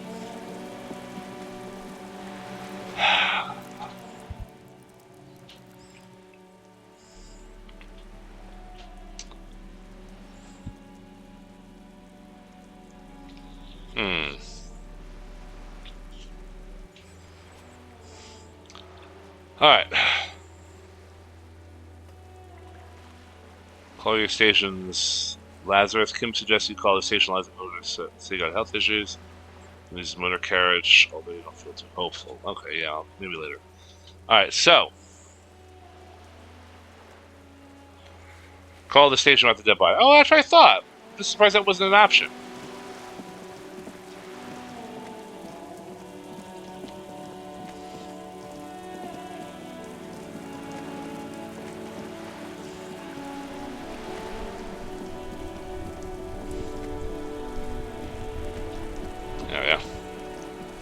Around that way and do it, huh? Inside, you see a set of steering levers, a radio microphone, a pull-out toolbox, and the soft glow of the fuel preheater gauge. Pick up the radio. This is Precinct 57. How may I assist you? Let's see. I need to report a dead body at the Martinez Boardwalk. One moment. You're shuffling through some papers. Can you please describe the body? Age, sex, cause of death? An unidentified middle-aged man. Height, 170 to 175 centimeters. Dark hair, medium build. Looks like he fell through a hole in the boardwalk and hit his head against the metal bench. We suspect he might have been inebriated when he fell. There were bottles all around him, and traces of vomit on his shirt. Any signs of violence? No, it seems like an accident. No field autopsy necessary.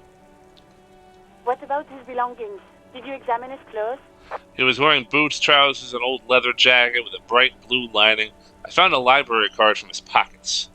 Any information on the library card? It's from the Jamrock Public City Library. It belongs to someone named Billy Majon. Good. You have a lead. Do you and Lieutenant Kitsuragi want to take the case, or should I assign it to someone else? We're taking the case. I have assigned the case to Lieutenant Kitsuragi. Please follow up on this library lead to identify the man. We'll send someone to take the body to the morgue. That's all for now. Thank you for reporting in. Is there anything else I can do for you? Connected to the Jamrock Public Library? Hold on, officer. Oh, shit. Yeah. I've got Central Jamrock Public Library on the line, and I've already introduced you to their librarian. Connecting the call in 2, 1. Yes, this is Central Jamrock Public Library here. How can I help you, officer? He sounds worried, yet ready to assist. This is how people get when the police call. I'm looking for any information that you can provide on Billy Majon, a reader. Billy Majon, you said. Give me a moment, I'll have to check our database. He puts down the receiver. Okay. Yeah. On Morell Drive in central Jamrock, in a darkened hall, lit by orange desk lamps far away from the noise outside. A middle-aged man taps commands into an old radio computer. A printout falls on the desk. Behind him, a lonely reader scours some dusty bookshelves, looking for a paperback. Yes, hello, are you still there? I found Billy Majon's home address, is that alright? No phone number, unfortunately. They're too poor to have a phone line. Yeah, his home address is fine. Here we go, sir. Rue de Saint-Ghislain, 33B, apartment number 20. It's in Martinez, I believe. Cape Side Apartments, it says. That's all. That's where the smoker on the balcony lives, isn't it? Do you have any other information on Billy Majon? It says here that they returned their last book just a few days ago, but I wasn't at work that day. Do you know someone who was? Marie? Marie? Do you remember a reader named Billy Majon? They returned a Tybalt book the other day. You hear someone answer from afar. Yes, it was my colleague Marie. She said that it was Billy's husband who returned the book. He also asked for this new sci-fi release, Lowe's Radio City 87, but we don't have it yet. Good. You have a name now. So Billy Majon is a woman, not a man? How did your colleague know that it was her husband? Or do you know the husband's name? Can Marie describe to me what the husband looks like? Billy Majon is a woman, not a man. How do you know your colleague from the husband? Marie knows Billy. She's been working here longer than me. Sometimes her husband returns some books for her. But the dead man had a mustache. And then goes for a little drink later. On the lookout. Oh, so maybe that's the husband. So Billy Majon is a woman, not a man. Alright, alright. Do you know the husband's name? Sorry, no. Marie only knows him by sight. Can describe me what the husband looks like. Marie? A moment passes. She said it was an older man, and that she's pretty sure he'd had a drink or two the last time she saw him. What was he wearing? 1 second. The librarian turns away from the phone again and relays the question. Sorry, Marie wasn't really paying any attention to that. Thank you, that's all from me. I have no other questions. And call the library. Happy we could help. Goodbye, officer. The librarian hangs up in the call and gets redirected back to the station with a soft click. Anything else you need from me? Not right now. I'm done with the radio for now. 57th, over and out. And disappears into the void. In the cabin, you see a set of steering levers, a radio on a hook, a pull-out toolbox, and the soft glow of the fuel preheater gauge. Alright, we're done. Huh. Well...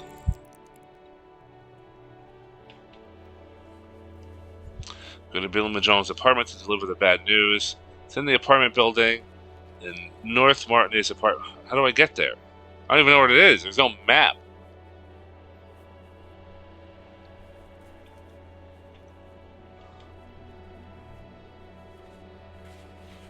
Huh.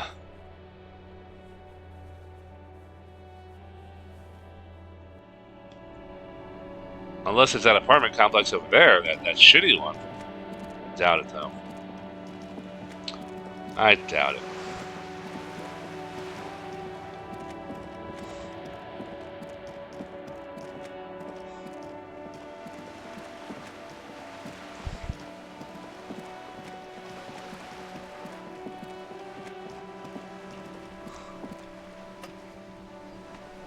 I doubt it's here.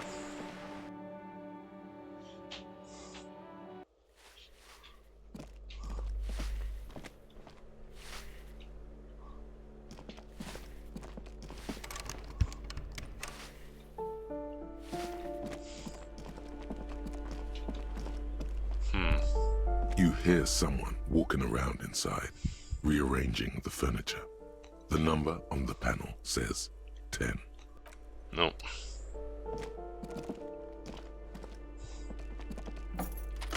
Well.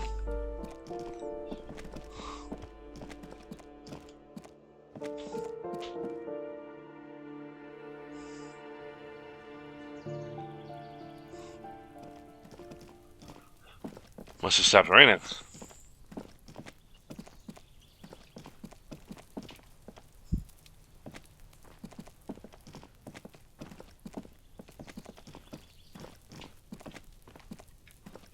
Yes? No, not you. Yes, that. A weathered brown door. Oh. The number reads 20. Oh, never mind. This might be it. The lieutenant motions to you to go ahead and knock. This is the door. You already know it's the right door. This is going to be so hard. Don't knock. Just leave. You don't need this. You don't need to sad it up. Hold on, Kim. We should discuss this before we move on. What should we expect? Just knock. Get it over the way. Hello? Who is it? Look at the lieutenant first. He gives you a short, encouraging nod. Is this Billy Mahjong's home? This is the police. Please open the door. The police? A moment, please give us a moment. You hear shuffling inside. There's fear in her voice. Come in, the door is open.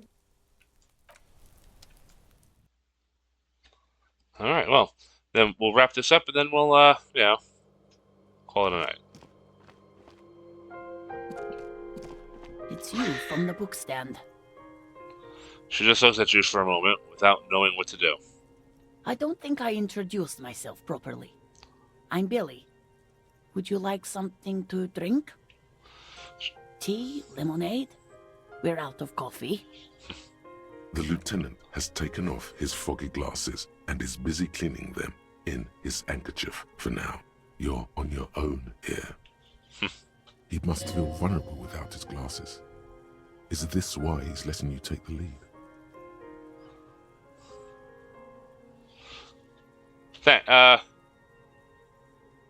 Thanks, but I'm alright.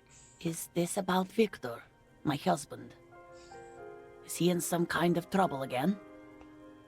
I can come pick him up in the station if that's what. She stops. Her eyes are trying to read answers from your face. No, this is something much worse. Is he in the hospital? How bad is it? So, how have you been? You live here with Victor, your husband, right? It's me, Victor, and the kids here. We have 2 daughters, Jenny and Jolie. How old are your daughters? Jolie is 16 and Jenny is turning 18 next month. Alright, looks around. Where is everybody? I don't see anyone home. The girls are staying at their friend's place tonight.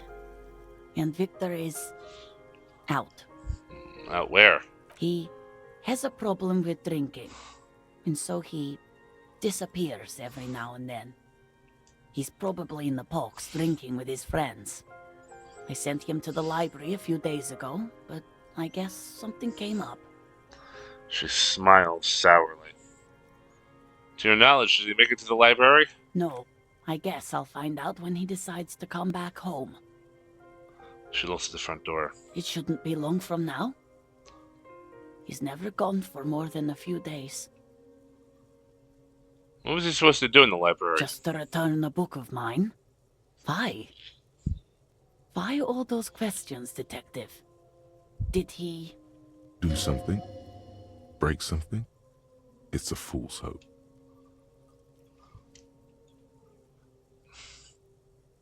Why should that matter? Why should that matter, the title of the book? Was it Glinting Curve by M. Tipholt? Yes. She becomes unsettled and says that... She becomes unsettled as she says that, her forehead scrunching up in a worried expression. Do you remember who he was wearing when you last saw him? His old leather jacket. Can you describe it? It's just your average brown leather jacket, but he bought it as a teenager, so... No distinctive features? No, well, the lining is hand-sewn. It's blue. I tried to make the thing more weatherproof since he's running around with it in the middle of winter. Alright, well, there's something I have to tell you. She folds her hands across her chest. Here it comes. Alright, empathy, 83%. Kim is here, identified the leather jacket, identified the library card, lieutenant's handkerchief. Oh, man. You've done this before. Just keep your focus. God, do I just say he's dead like that, or... Ma'am, I'm very sorry to say that your husband, Victor Mijon, was found dead in Martinez Boardwalk. What did you say? A great and terrible spike. The blood freezes in her veins. Your husband, Victor Mijon, is dead. Very sorry for your loss, ma'am. Oh. She touches her neck, eyes pale like pearls in seawater.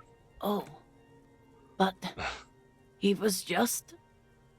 She looks at the kitchen table where 2 cigarette butts are still in the ashtray. But he was just here. Alive. We understand this comes as a huge shock. I want you to know that me and my partner are here for you if you have any questions. Take your time, ma'am. What happened to him? She turns to you. Her neck and cheeks are covered with red blotches. Her double chin is shaking. It's too early to say, but at first glance it seems like he slipped and hit his head. It was an accident. He fell through a hole in the boardwalk and hit his head. Was he drunk? Alcohol may have played a role, yes, or we don't know yet. We will let you know when the results arrive. Yeah, I'll just say alcohol may have played a role, yes. I see. And you just found him there, lying in the cold. How long had he been there? If you say 2 days maybe, it will be etched in her mind forever.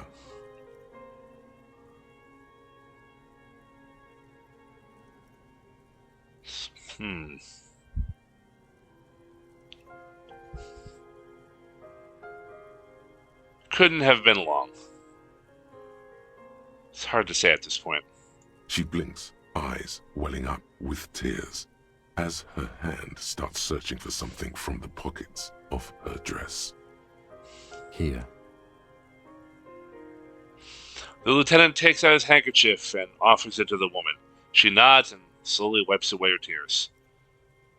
Is there anyone we could call for you? A friend, a family member, someone who will be here for you? No. I just need to tell my girls. The air gets sucked out of her lungs suddenly. It burns like acid. Yeah, I bet. God. Should I call them? Should I tell them to come home? No. A day. Yes, they should. They should know. Do you want us to call them and ask them here? No. Take a day to recover. You'll be better prepared when they come home tomorrow. Good. That's probably the right thing. Thank you. She nods, but with a wretched expression. Just tell me, what do I need to do next? Where is he? Can I see him? We've taken him to the city morgue. The local coroner will be contacting you shortly to arrange the funeral. Here's his number in case you want to contact him earlier. He hands her a leaflet with the morgue's contact information. Is there anything else that the RCM could do for you? No, I'll call you if something comes up. I'm still... She rubs her face, runs her finger over her cheeks that have become numb. Thank you. Thank you for telling me. I'll call if... She runs out of breath. These are her last reserves of strength. Her muscles will give in soon. Already, she starts to shake. Again, very sorry, ma'am. We should step outside and talk. Sets the library card by her, leaves the room.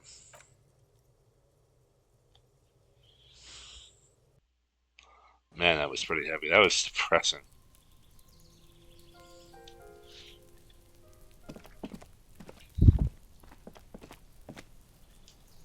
Talk. I'm trying to talk to you. You give me the call. You did well. The lieutenant says, soon as you've left the apartment, the balcony feels cold and quiet with a stunning view over the district. Nod. Now what? I could have done more. Great, the case is closed then. What now? Nod. I'll call the station when we're finished with the day, and let them know the name of the deceased. What about Billy and her kids? They'll manage. They have to. It's not your place to live their lives. That's it? That's it. We should get back to our case now that our duty here is done. Right. This is closed then. Let's go. Alright.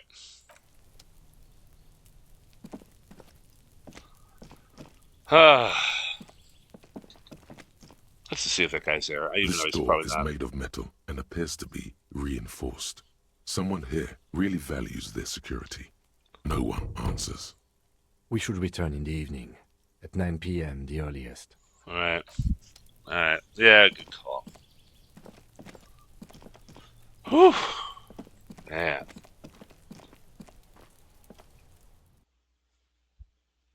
That was a depressing moment.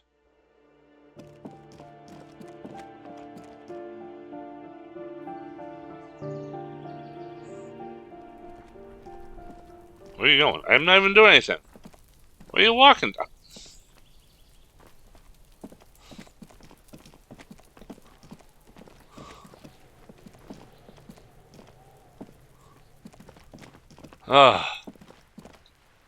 Let's go back to this. Just an ordinary wall.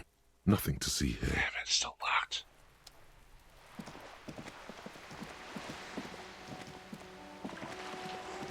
So, my badge might still be in the motor carriage?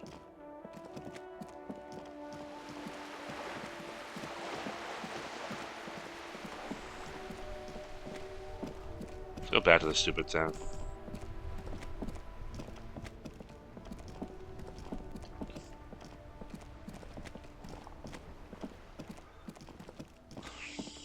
Man, Kim's got to take a break every few feet. My guy's just treading along. And this guy's got a shape alcoholic.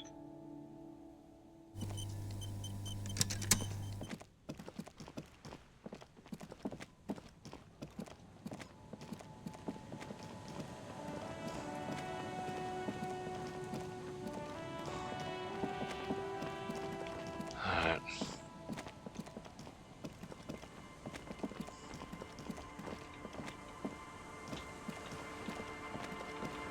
No.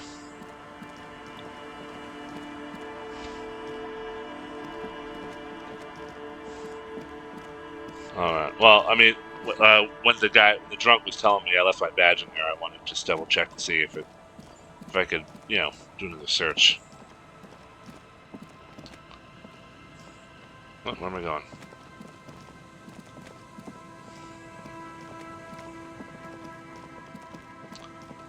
Whew.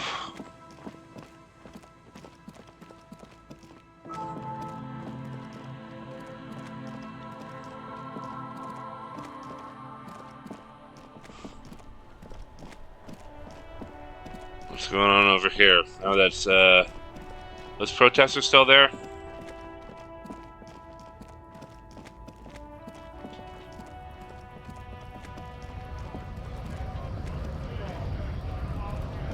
Oh yeah, that guy, he might be one of the...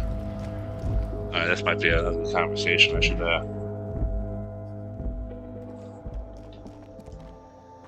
The tear machine stands in the corner. A sign says, 1 bottle equals 10 cents. Insert my bottles. Your bottles clunk into the machine, and the money appears with a satisfying jingle. You're a richer man now. Do you know what you should do with that money, kiddo? You should buy more alcohol. Enter the endless cycle of consumption.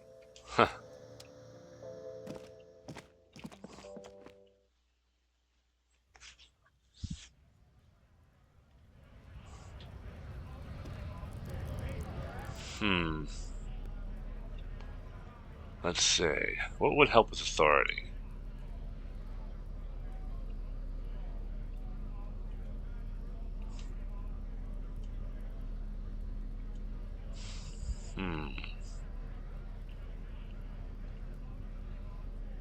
Nothing. Unless I'm already wearing it.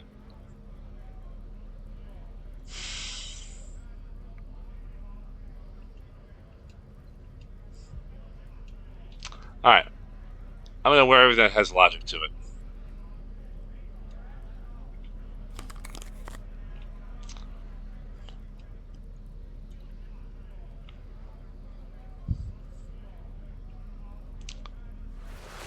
That's logic.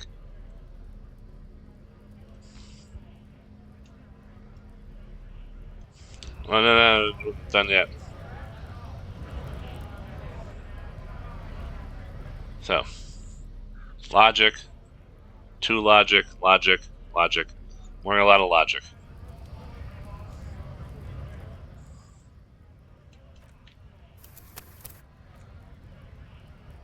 We're gonna save real quick. Talk to that guy because he might be one of the. He might be one of the guys. Right to work! Right to work! Shame on you!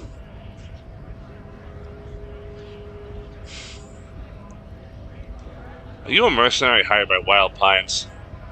Hell no. I'm just an honest scab. I won't have talk like that around here. You understand? His neck muscles tense up. The veins on his neck bulge.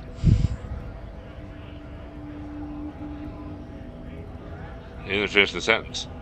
Be careful, he's holding it deep in there, but there are things you don't want to meet. Say very quietly, is there a tribunal being convened by any chance? Fucking bomb. He breathes out slowly, his giant chest deflating, his mouth slightly open. How about you fuck off now, huh? Okay, of course. His voice soothing calm, he looks at you. There could be weapons aiming at us right now. Somewhere above, in the buildings. The other merc. Don't push this, he's thinking. This is not the time. Okay. The man's breathing steadies, but his eyes are still narrow. Slowly, he's trying to get his right-to-work dance back on.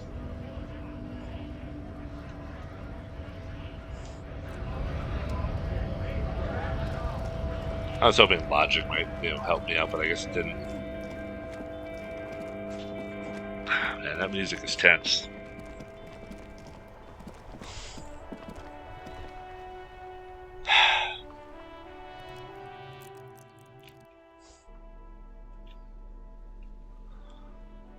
Alright, let's see. This is, I like the visual calculus.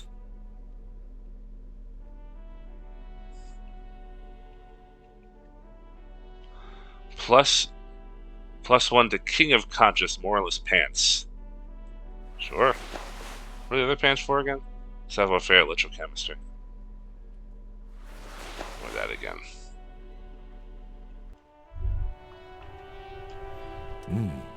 These are some wonderfully regular pants. Not too tight, not too loose, moderate in every sense. You'll blend right in at some pleasant dinner party. I like regular normal things. Oops. It's a fashion faux pas. I like regular normal things. I know you do. These inter-Isolari pants are like wearing a perfect compromise in your nether regions. No one will call the moral intern on you like this. That's for sure. You're a little more moralist now, buddy. A little more normal, even if you didn't want to be.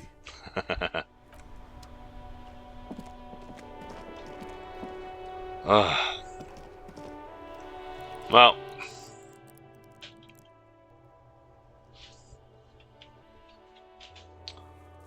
Let's see. Oh yeah, pick up the dice maker. Be right in 8 hours. Okay. Alright.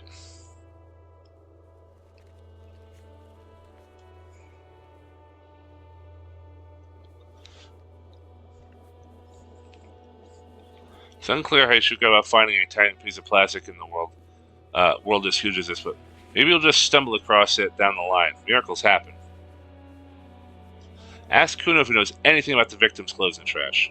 Who else has unauthorized access to Whirling-in-Rags? Find this person and you'll know. Do I really have to talk to him again?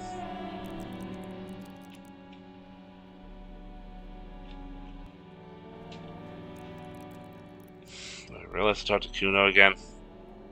What am I wearing that might help? Logic. How about conceptualization? Drama.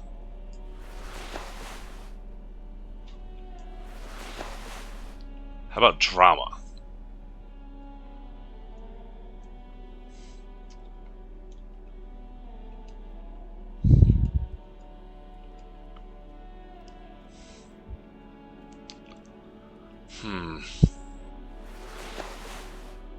Maybe conceptualization.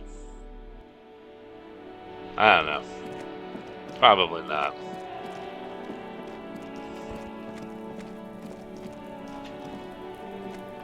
Man, he's been like that for days.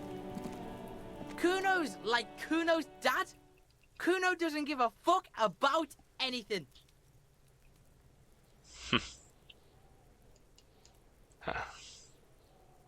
Hey, Cuno, got any speed? Fucking right, pig. Cuno's filling bathtubs with that shit. Cuno's a kingpin. You're yanking my chain, aren't you, kid? Don't be yanking your shit in front of the Cuno. Cuno's always serious, always rolling. Big kilo, but you ain't getting any. Get the fuck off. He's got to at least know a source. Look at him. You need to figure this out somehow. You need to befriend him first. Cuno, I found your shack. Point to the shack. You found Cuno's secret door to Cuno's secret shack. It was closed for 5,000 years. How the fuck did you get in? I pushed the panels aside, Cuno. I phase shifted through the roofing material. And then what? You fucking there? You fucking Cuno's kingdom. He's trying to fuck at you again, Cuno. What's with the pig head?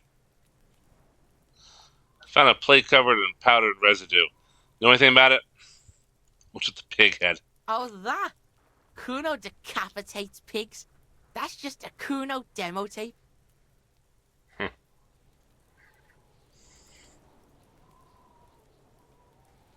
you trying to send a message of some sort?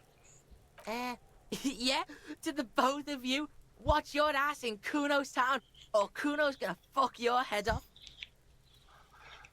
Found a plate covered with powder residue. Know anything about that? That's where Cuno gets his daily hit of electric. Cuno Shazam. Cuno rides the fucking lightning in there, pig. Bet you'd like to ride the lightning too, wouldn't you? You feel tired and old, but you could have that sparkle in your eyes. What is the tube of, Magnusome, Cuno? It's a vitamin, pig. Don't you know anything? He looks at you, just pointed to the sun and asked what it was. You could use some. It's magnesium, right? Yeah, it's the mag. You fucking need that shit to stay on top of your game. Cuno goes through like a tube a day, rips mag like a motherfucker, and you could use a bottle. Oh, don't teach him, Cuno. He's gonna use it against you, Cuno. I know all about magnesium. I rock it all the time. Come on, it's just magnesium. Don't mystify it. You're not getting this, pig. It completely takes away the hangover. It's like you didn't do anything. Like you stayed home playing with your choo-choo. He looks at you, eyes bulging. Fuck you, pig. Don't do mag. You're gonna OD and you're gonna fucking die. I've heard enough of this. Good call, Pigmeister. Don't come and talk to Cuno about his kingdom. Alright, let's talk about your shack again. The fuck do you want with it? Oh, never mind. Good call, Pigmeister. Don't come and talk to Cuno about his kingdom. I've got more questions about the crime scene. Yeah? The kingdom of Cuno? The fuck do you want with it? Dead man's clothes are in a trash container. How did they get in there? Yeah, Cuno doesn't know shit about that. That shit is beneath Cuno. I need to know. Could be a lead in the investigation. Someone may have tampered with the murder scene. Listen, listen. Cuno doesn't care about this small-time shit. Just listen. Cuno saw what you did there, dumpster diving. Sad shit. Cuno could hook you up with some sweet rags. Shit like Cuno's wearing. Your size, good price. 500 real. Huh. Wait, I just asked what happened to his clothes. You must have seen them lying around. Alright, entertain me. What's so great about these pants? No, Cuno. You don't have anything about tampering you don't know anything about the tampering investigation I already have, and I already have pants. I asked you what happened to his clothes. You must have seen them lying around. Look, Cuno ain't seen shit lying around. Except for that you took away. Now you want performance gear or not, Grandpa?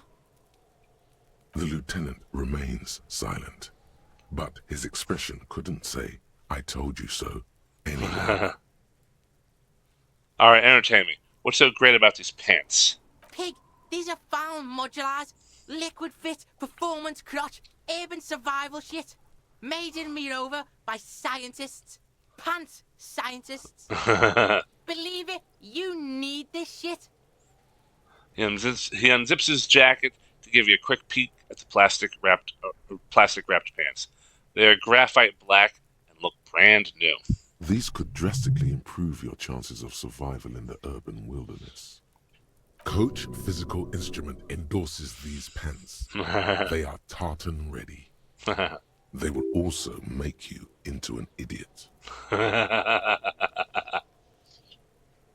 I'd be interested in the pants. Let's talk about this later. Alright, Pico. Shit's rolling. Don't do business with the pig, Cuno. He's gonna steal all your money, Cuno. As you can see, Cuno and C don't trust you. Can't do business without trust. There's more to his distrust than being a pig. He feels threatened by something obscure in you. What that is, however, remains a puzzle for now. There's also a mug in the trash. Show him the mug. The fuck? A mug in the trash? Is this about the fucking clothes again? What does this racist mug have to do with it? Yeah, Cuno sees where this is going. Cuno's got that fast brain. You saying you pigs are after the mug fucker, 'cause he's the clothes fucker? Cuno, what the fuck? I can't hear you, Cuno. Speak louder, Cuno. That's exactly what I'm saying, Cuno. Someone has tampered with the crime scene. Cleaned some of it up. Shit, that's tense. Someone's going to the beat-down basement, huh? Mug guy gonna get tied to the radiator. He nods in approval. The kid may have something there. He's already come up with an interrogation technique. Cuno doesn't know who put that shit in there. And if he did, he wouldn't squeal. But if you find out, maybe you can... Tell the Cuno who it was. He's curious. He likes putting 2 and 2 together here. Stop turning into a pig, Cuno. They're trying to get you hooked on the snitching. Get away from my Cuno. Yeah? Get your bacon shit away. Cuno doesn't like to be seen with the popo. Get your shit done and out of Cuno's face. That ladder yours? No, it's not fucking Cuno's. It's ancient. Look at it.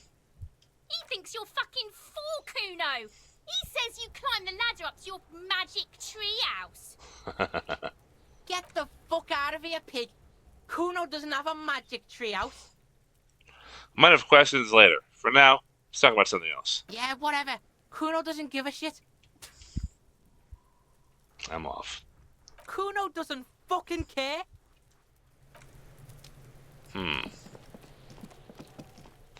Fucking Cuno, man. I feel like I'm going nowhere fast with this kid.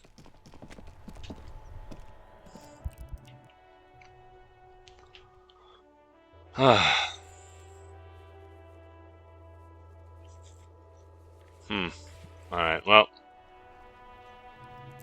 Nope, wrong button.